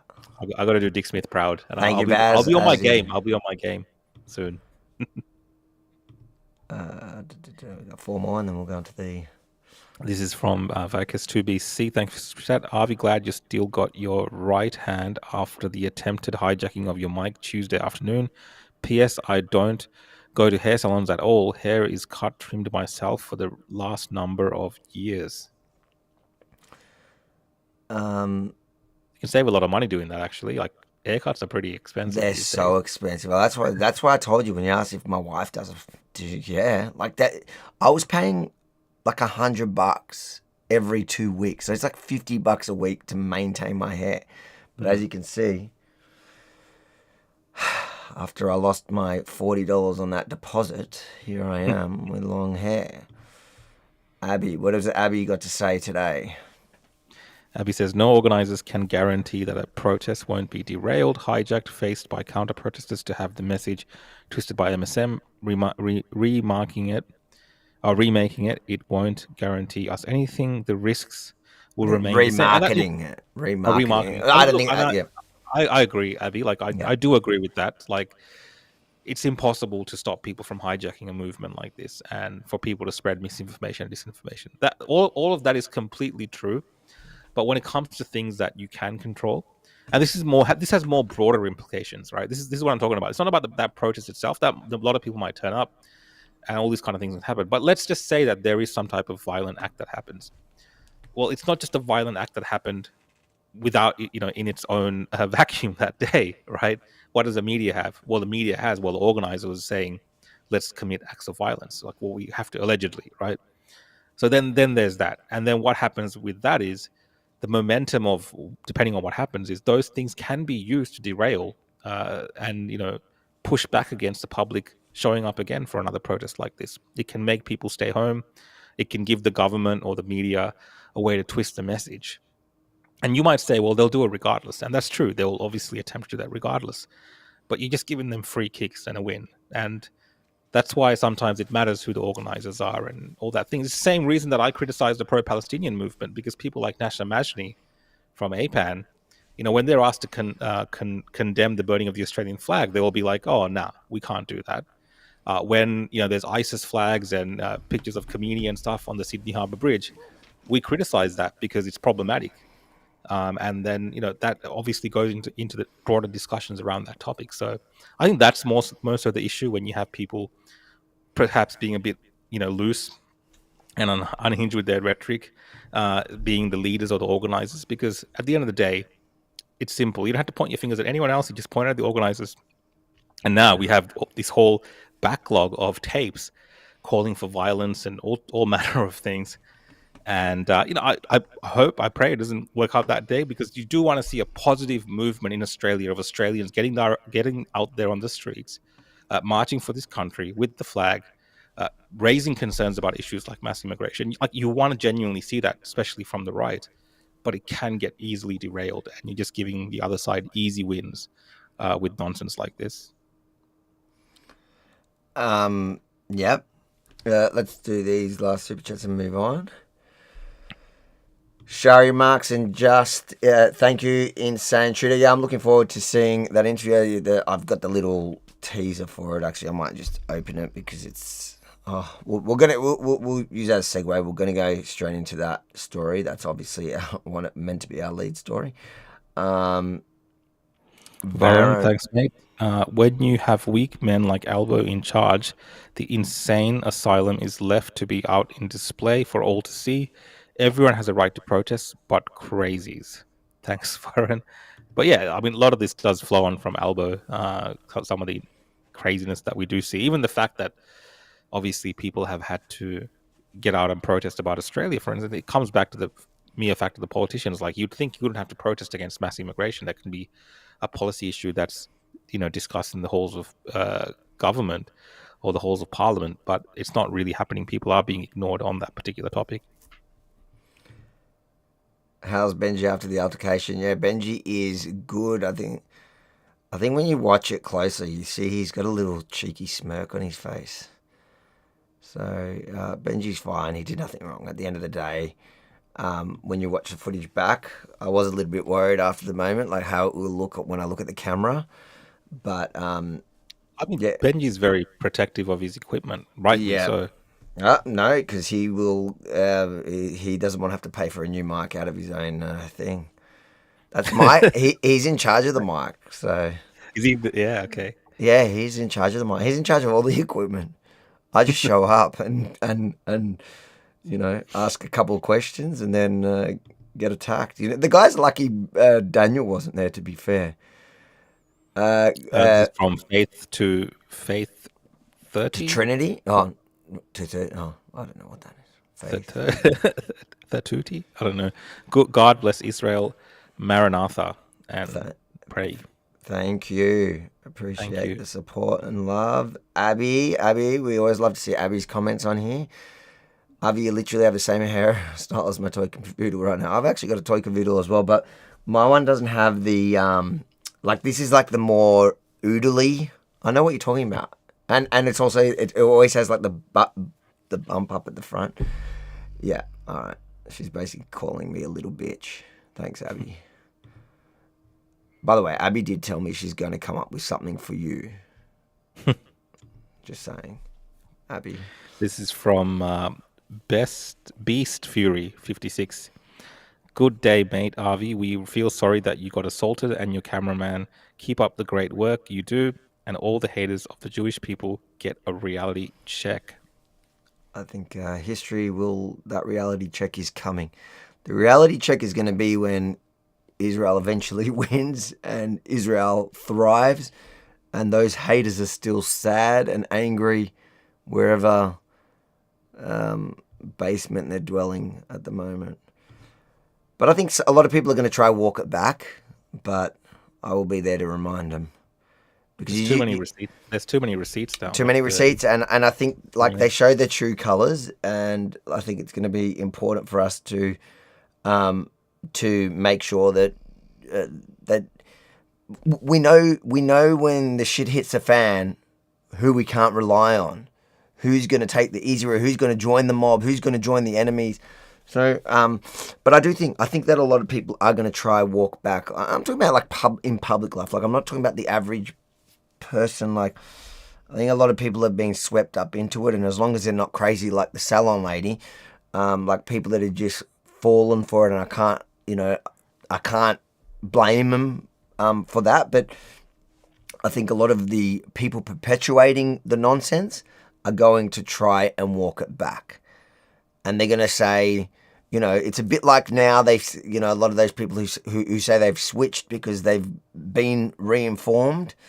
And then they're going to think that they can just switch back because they've been re-educated again. They've seen the light. And but I just don't think it's going to work like that. I don't think people are going to forgive it in the way that they don't realise it yet, but this is my prediction. Aussie, yes. Sunny side First Fleet. Thanks, mate. Thank you for the super chat, and always show your Australian pride while we still can. This is from Apros3921. 2 weeks ago, illegal immigrant got bail for... What's that? Is that cherry? Cherry in Queensland. What's the cherry mean? Something. But yeah, well, we're seeing. I think I saw the story. I think was it a rape story? I think. Oh yeah. They've put grapes. Now we know when we see grape what they're referring to. Yeah, that was we saw that. What does grapes refer to? Pedophilia.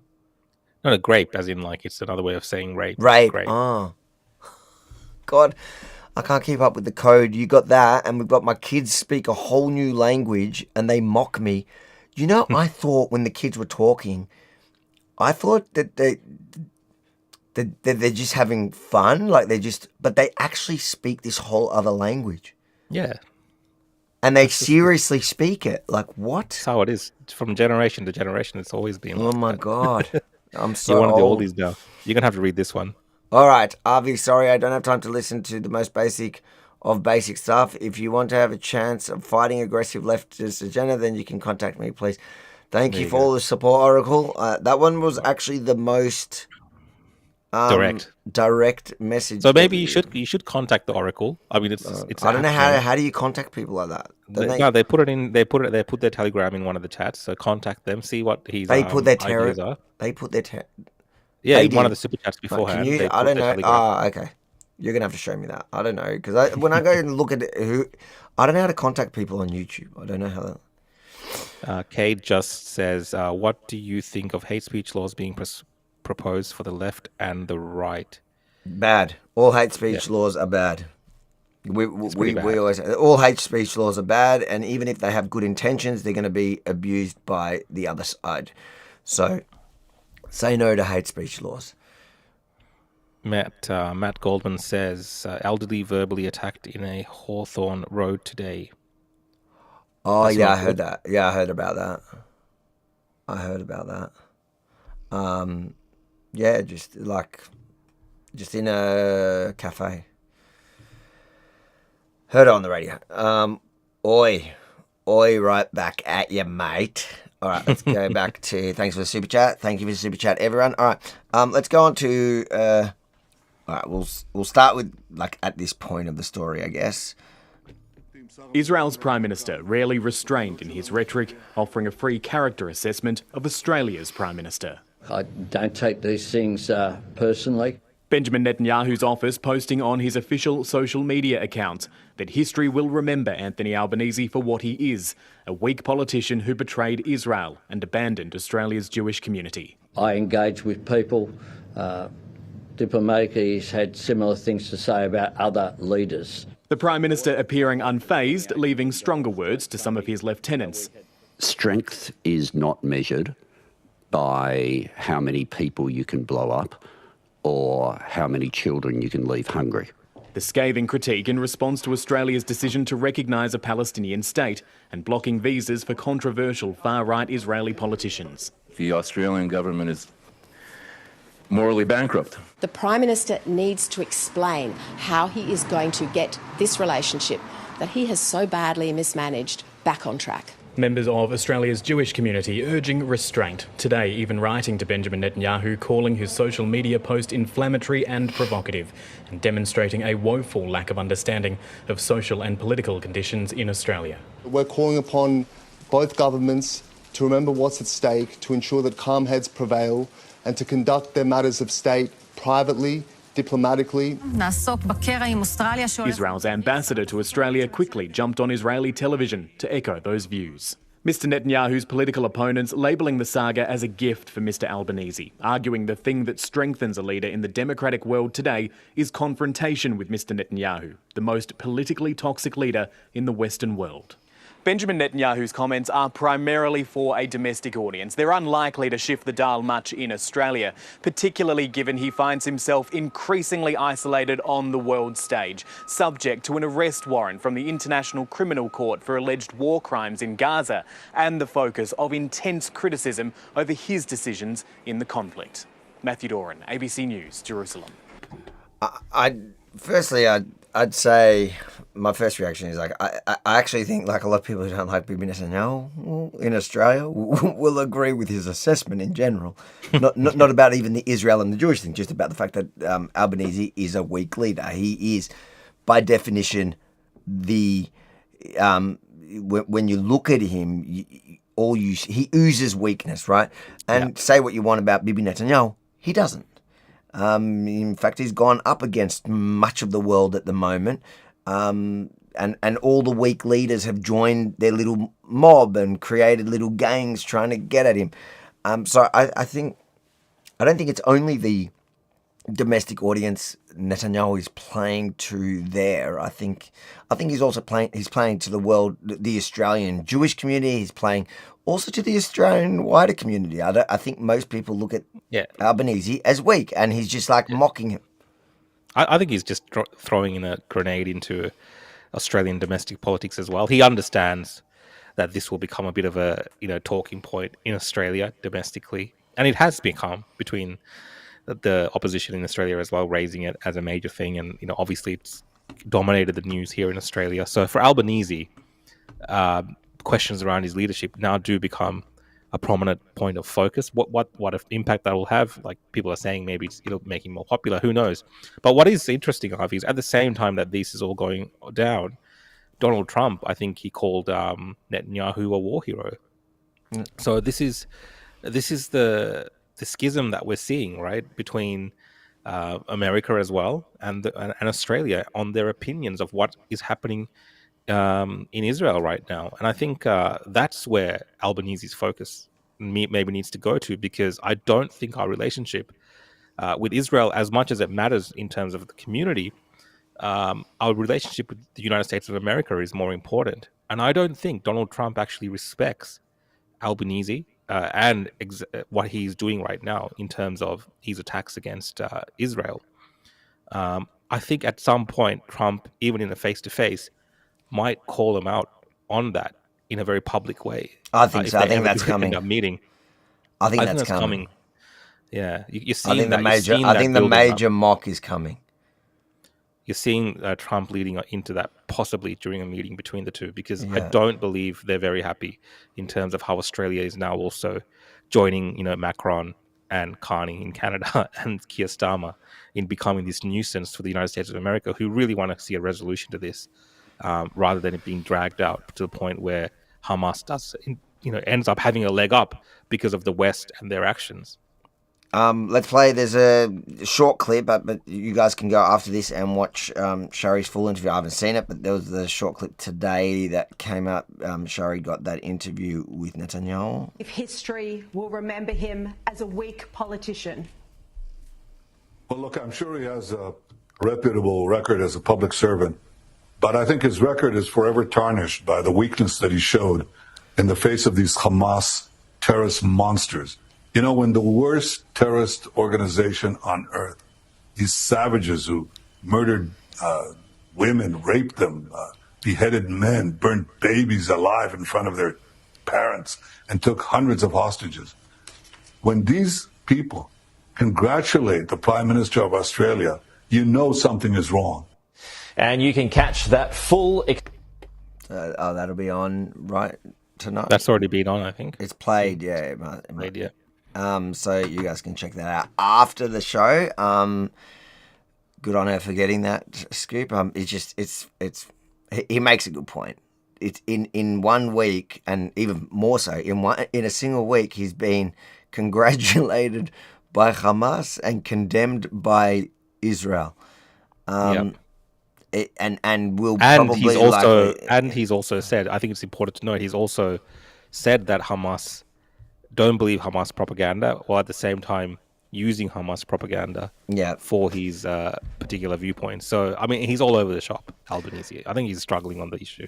Look, I really hope this war just freaking ends. Right now, they're going into Gaza. I think the operation has started going into Gaza City to occupy Gaza City. It reminds me of like prior to Rafah when they acted like it was going to be the end of the world when they started, and then they ended up doing it, and it was one of the lowest casualty operations at the end, and they ended up getting heaps of the terrorists. Hopefully this does lead to the end of it, and Hamas is cornered to a point where they either have to give up or they're eliminated, and that we can move on to the next chapter and then start holding those people accountable that we were discussing before. Let's read these super chats before we get on to one of the... This is from Catherine. Thanks for the super chat, Catherine. I can blame them. They call evidence a false flag. I can blame them. They call evidence a false flag. What were you talking about? Oh, you don't blame... okay, I think I was talking about, the general people that have fallen for it. Yeah, look, again, those are the most vocal people. I'm not talking about the vocal people that you sing alone. I'm talking about the average person that's kind of fallen for the nonsense because you can't escape it. You're on social media, you're watching mainstream media. Like, literally in Australia, how much pushback is anyone getting to that narrative that's being pushed both in the mainstream and social media? Literally, I'm like one of the leading voices, and it's just little me. And Rukshan as well, but he's getting paid. I do it for free. But yeah, so it's hard. But I get what you're saying. The people that call all evidence false flags, yeah, I'm with you. They're the people you hold accountable. But a lot of them are cookers. It's Beck. Varun says, I don't take these things personally, yet Albo has such a glass jaw. He tried to ban memes around about him. That's true. Weak man create hard times. Albo is the weakest. Yeah, I mean, Albanese has been an embarrassing leader over the world. He's been mocked, I think, even forget about Israel. Forget about all that. Israel, yeah. That's why it was good. That's why it's funny. He tried to ban memes. Varun brings up a great point that he wanted to ban memes of himself. What are you talking about? I don't even know. No, there was a point that people were making memes about it, and he was talking about potentially, like, it would be good to ban them as well, and it shouldn't be happening. So it was just embarrassing. Because it was an international headline. The Australian Prime Minister wanted to ban memes. Thank you, Varun, for the super chat. What do we got? It's from Beast Fury. Pauline Hanson should become PM of Australia. Albo should step down and turn his back. Israel, Albo is a coward. Forgive us if we step out of line. I agree. Pauline has...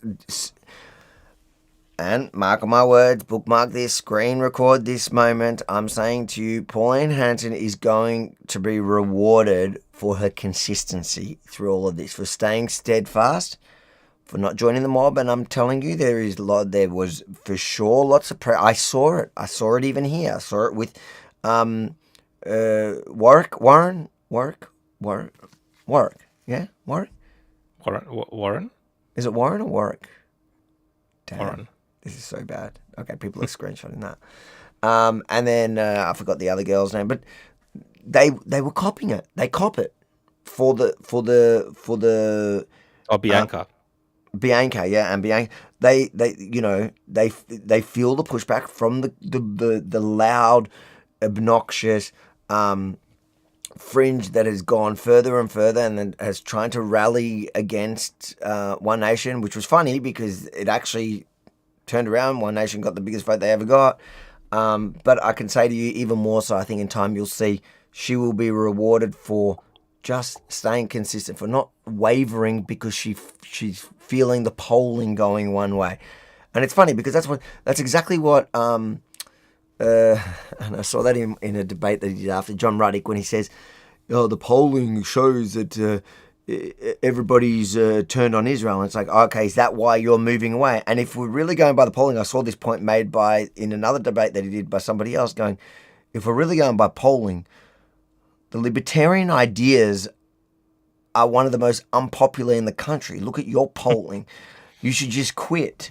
That's true. And it is a good point because, like, if you're really basing everything on that, then you're going to end up in the Labor Party. You're going to end up, because polling, they keep winning polling at the moment. What did you say? This is from Ernest and Grace. Albo has all the character of a garden You know what? I get triggered by this calling him a garden gnome because everybody calls me a garden gnome. I get that. All the lefties always call me that. Thank you for the super chat. Varan, that's insulting to a garden gnome. About me or about Albo? Thank you for the super chat. Albo is going to get trumped. Bibi is a line. Listen, if I have to put money, I'm telling you this now, not just because of course it's what I want, but also I'm telling you, if I had to put my money behind anyone, it ain't Albo, Starmer, and Carney and Macron. If my options is that or Trump and Bibi, I guarantee you I know which side's gonna come out on top at the end of it all. Yeah. But you know what? If you want to join Albo, John Ruddick is taking memberships. He needs every single one he can get right now. This is from Insane Shooter. Thanks for the super chat. You should play the whole interview. It's short. This is the Shari Marrickson interview. Oh, is it? We're running out of time though, but people can go watch it. Like, go watch it on her thing. Good on her. She did it. Like, no.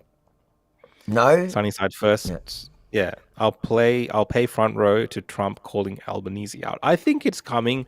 I can only see maybe if Trump is in maybe a good mood and things have kind of eased up a little bit. But if it's in this current conditions, I think it's coming. Trump will call out Albanese for I sure think if they ever met personally. But I don't even know where that's gone. Like, it feels like this meeting's never going to happen. Yeah, but look, if Netanyahu, who is a statesman, is blowing up the way he is, imagine Trump.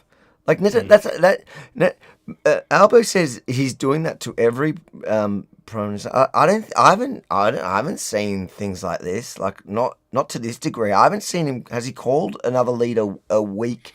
Not like this. He's written He's written like a letter to Macron and things like this, but not. He hasn't spoken to him in this manner. I think he's just like bitch slapping him, and I think that if Netanyahu has gone to that point on somebody who's so irrelevant, imagine what Trump's going to do.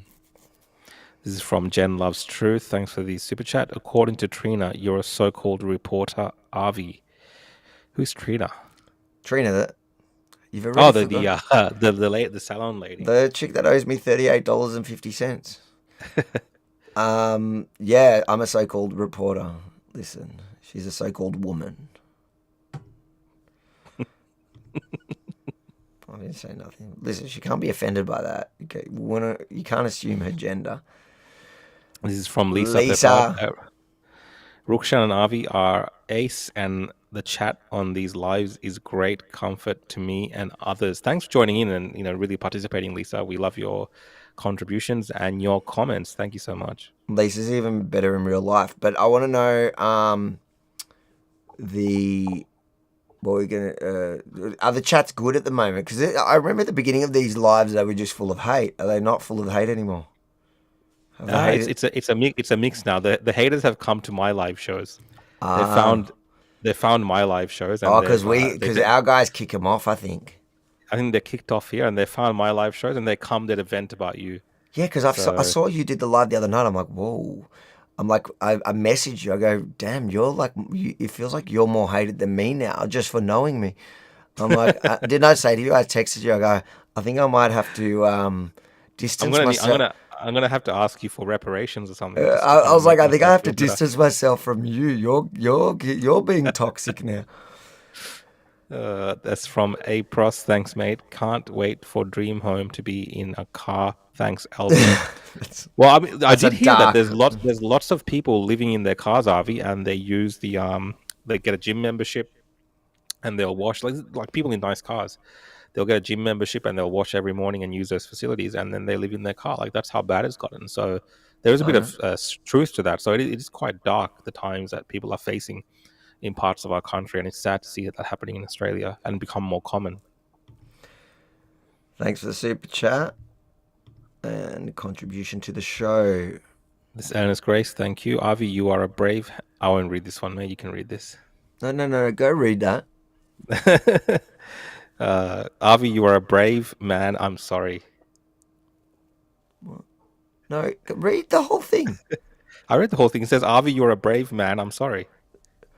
Read the whole thing, and I want to That's all I scream. can see. It says, Avi, you are a brave man. I'm sorry. I can't see anything else there. I'm not continuing until you read the actual super chat. You have one job on this show. I can't see it anymore, man. It's fully gone off the screen. It has We're not gone. We're going to have to keep moving on, guys. Thank you for the super chat, and this is the jealousy I have to work with. This is what I have to work with. You see, and to the guy who thought I hate Indians. No, you see why I just hate Rukshan? All the makeup I do, and he doesn't. Okay, next story. That I wanted to. It might even be our last, but let's see how we go. I'll take a look at the list to make sure there's nothing that I really want to. But An ABC investigation can reveal convicted terrorists are targeting the anti-Gaza war movement in an attempt to radicalise young Australians. They include convicted Islamic... I just need to pause a second just because the framing is so funny. It's so funny that they're saying that they're targeting the Gaza anti-war movement. I am shocked that Hamas supporters, a Hamas supporting movement, is attracting terrorists. And I'm actually shocked that the ABC is reporting on this. I am. This one report I have. It's one reporter who did an investigation, and apparently he's good on this issue. I've heard from somebody else that I rely on, but yeah, it is interesting that they're running it. State terrorist Youssef Uweinat, who was caught on camera forcefully confronting a fellow protester on the Sydney Harbour Bridge earlier this month. Uweinat was released less than 2 years ago after being jailed for encouraging Australian teenagers to carry out terrorist attacks. He was also seen at the protest waving a black flag associated with Islamic State and Al-Qaeda. Uweinat attended the protest with notorious Sydney preacher Wisam Haddad, who recently identified by Four Corners as a spiritual leader of Australia's pro-Islamic State network. Mr Haddad was last month found to have breached the Racial Discrimination Act in a series of anti-Semitic lectures. ABC investigative reporter Sean Rubenstein-Dunlop has the story.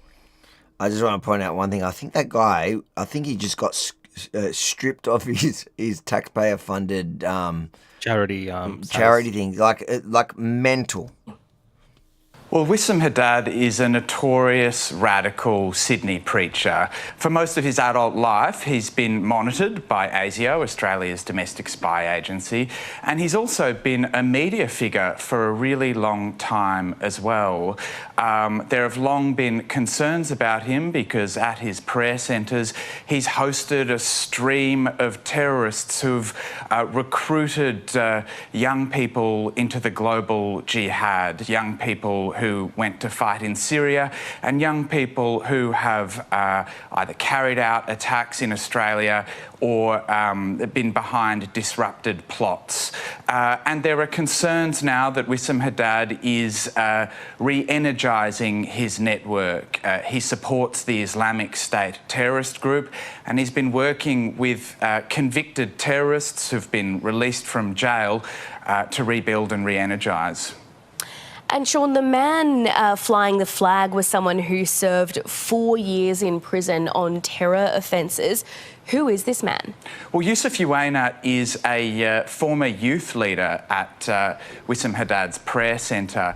And while he was working there as a youth leader, he was found to have actually been encouraging young people to carry out terrorist attacks. He was grooming teenage boys in secret chat groups, urging them to carry out suicide.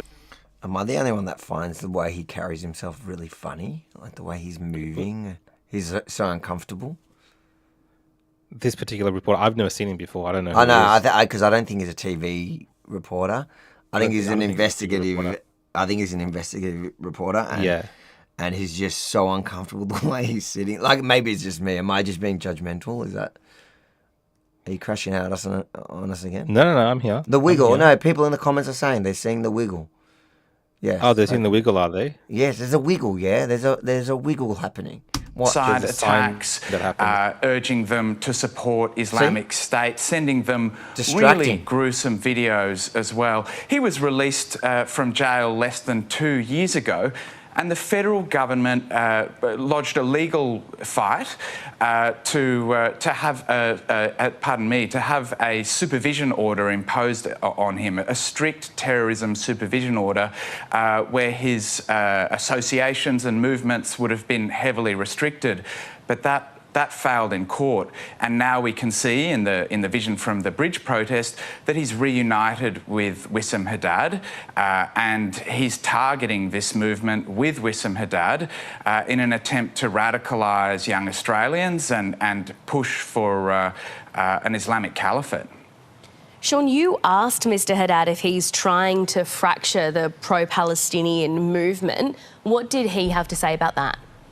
Yeah, I sent Wisam Haddad a list of questions, and instead of responding to those, he sent his own questions back to me, asking if I'm a Zionist, asking if I'm a leader of what he described as a pro-genocide movement.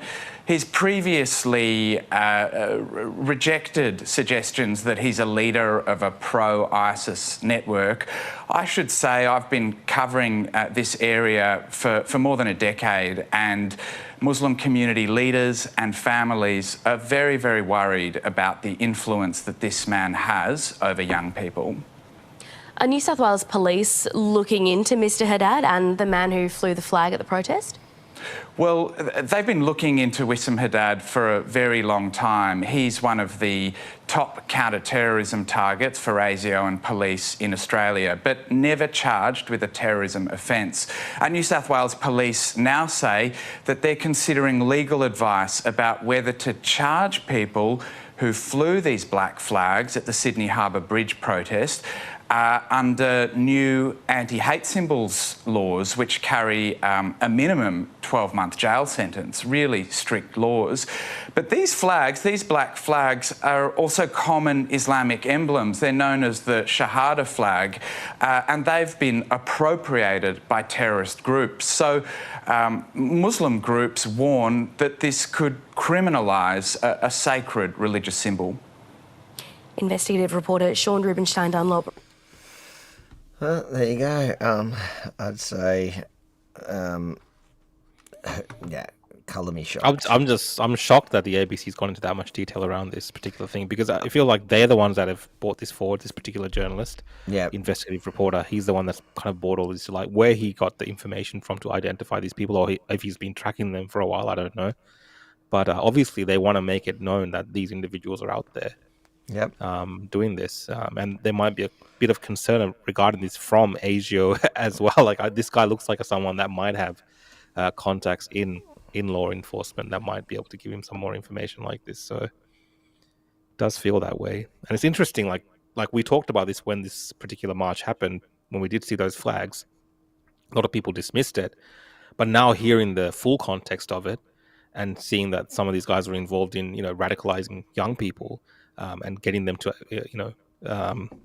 grooming them for acts of terror in Australia, it should definitely make us all worried about what's going on in this particular space at the moment.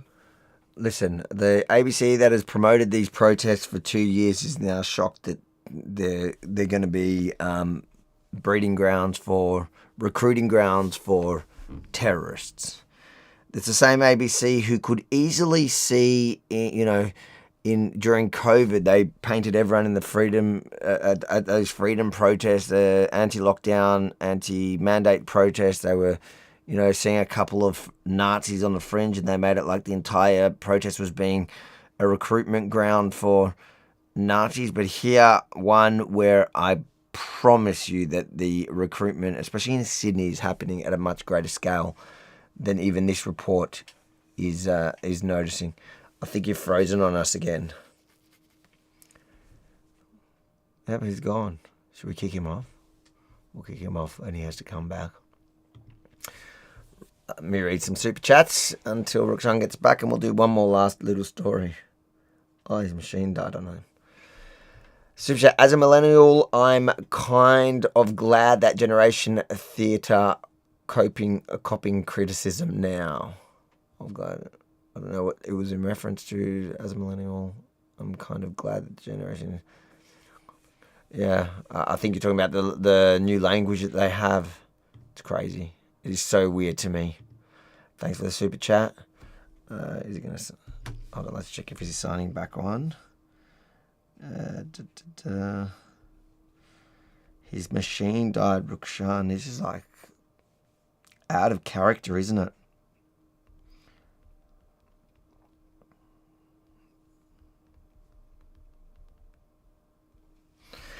What do we got?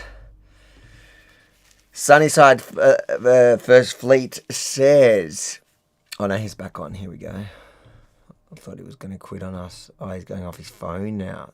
Like, whoa, Jesus, warn us when you do stick that in him.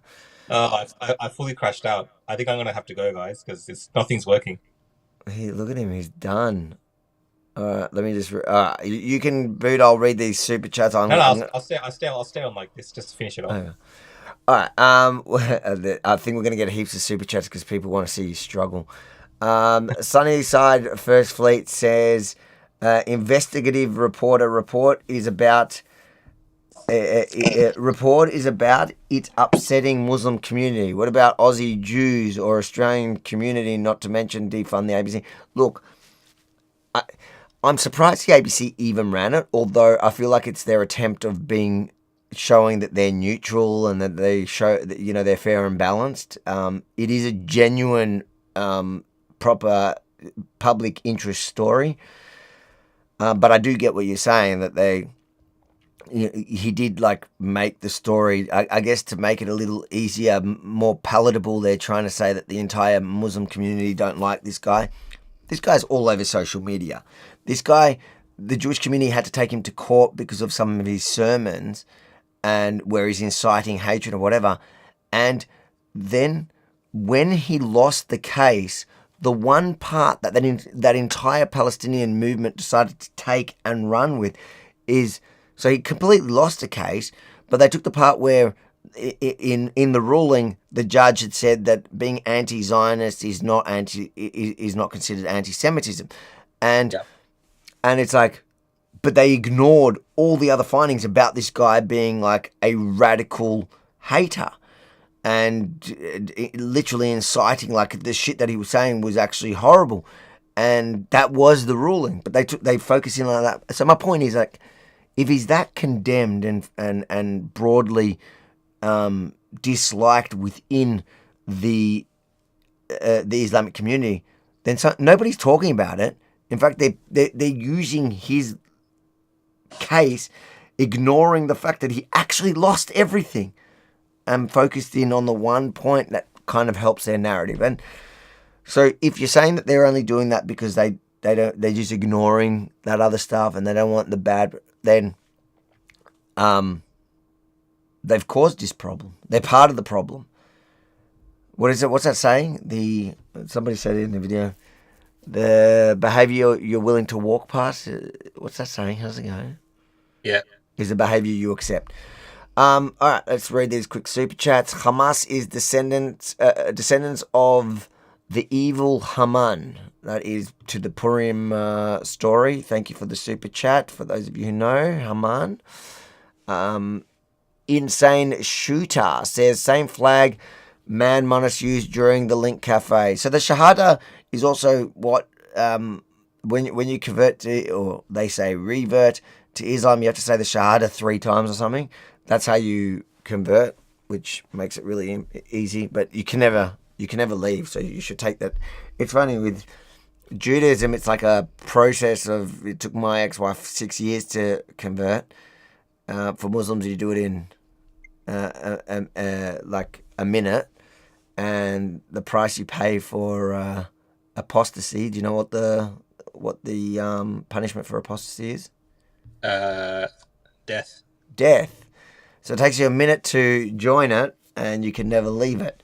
Whereas in Judaism, it takes you years to join the most hated group in the world. I've never understood that.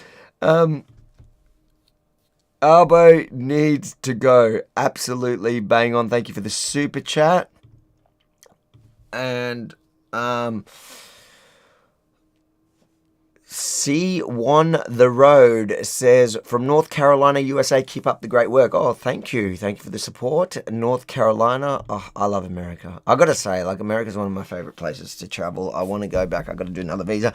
Just before we go, I just want to touch on this one story that we ran just earlier because I think it needs more attention. This former Aussie soccer star backs the racist Melbourne Salon owner. So ex-Matildas, who would have thought?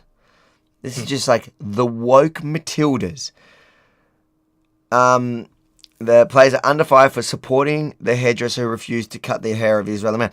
So former Australian soccer player Ella, Mastrantonio. What background would that be? That sounds like Mastrantonio. Yeah, it's like a European.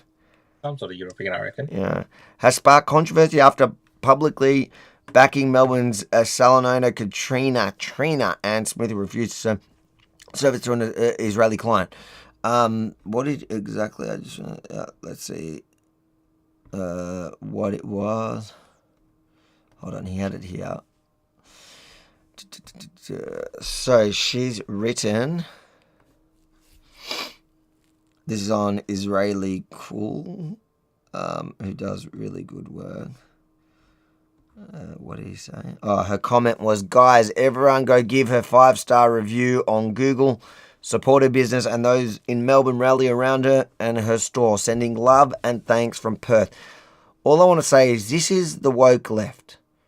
Imagine for a second any other group. Imagine the tables were turned. Imagine an Israeli or a Jewish salon had refused service to a Palestinian or a Muslim. There would be riots on the streets. It would be condemned from the Prime Minister down. And here you have woke public figures, sports personalities. There's also a Dandenong councillor. I think we're going to run that one tomorrow.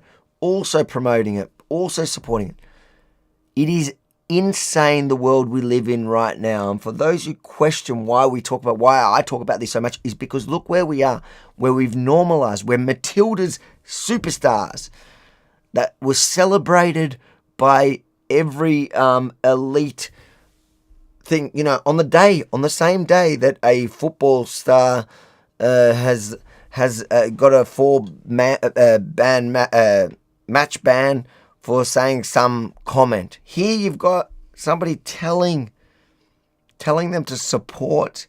So like, after all, in these cases, like the football star, they're like apologetic and they walk it back and they backpedal. No. Here you have one of these sports personalities, public figures that the country celebrated because they're so woke, like they're so loving and kind and what was their whole shtick? What was the Matilda's shtick? I remember like they were going. It was like really something. There was a few woke things that they were doing, which would have been about like love and kindness for sure. Was it the gay stuff that they were wearing? Like it was one of those stuff, like, very on brand, but no shame. No shame. In fact, the opposite. Literally celebrating hate. That's where we are. Anyways, that's it from me. Do you want any final words?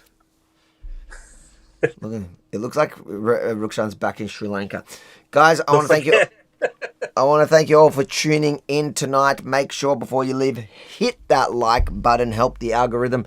Give it a share. Give the stream a share so people can see how povo Rukshan is. And make sure, if you haven't done so already, subscribe to the channel you're watching this on now. And hit the notification bell, especially on YouTube. We're smashing those YouTubes. And now that I've got all this special live streaming equipment coming, thanks to all of you that are supporting it, expect a lot more lives. So make sure to hit subscribe and that notification bell. Especially on our YouTube channels. That's where when I'm live streaming, if I'm only doing it to one place, it's YouTube. So YouTube's the safest place to get the live streams at the moment.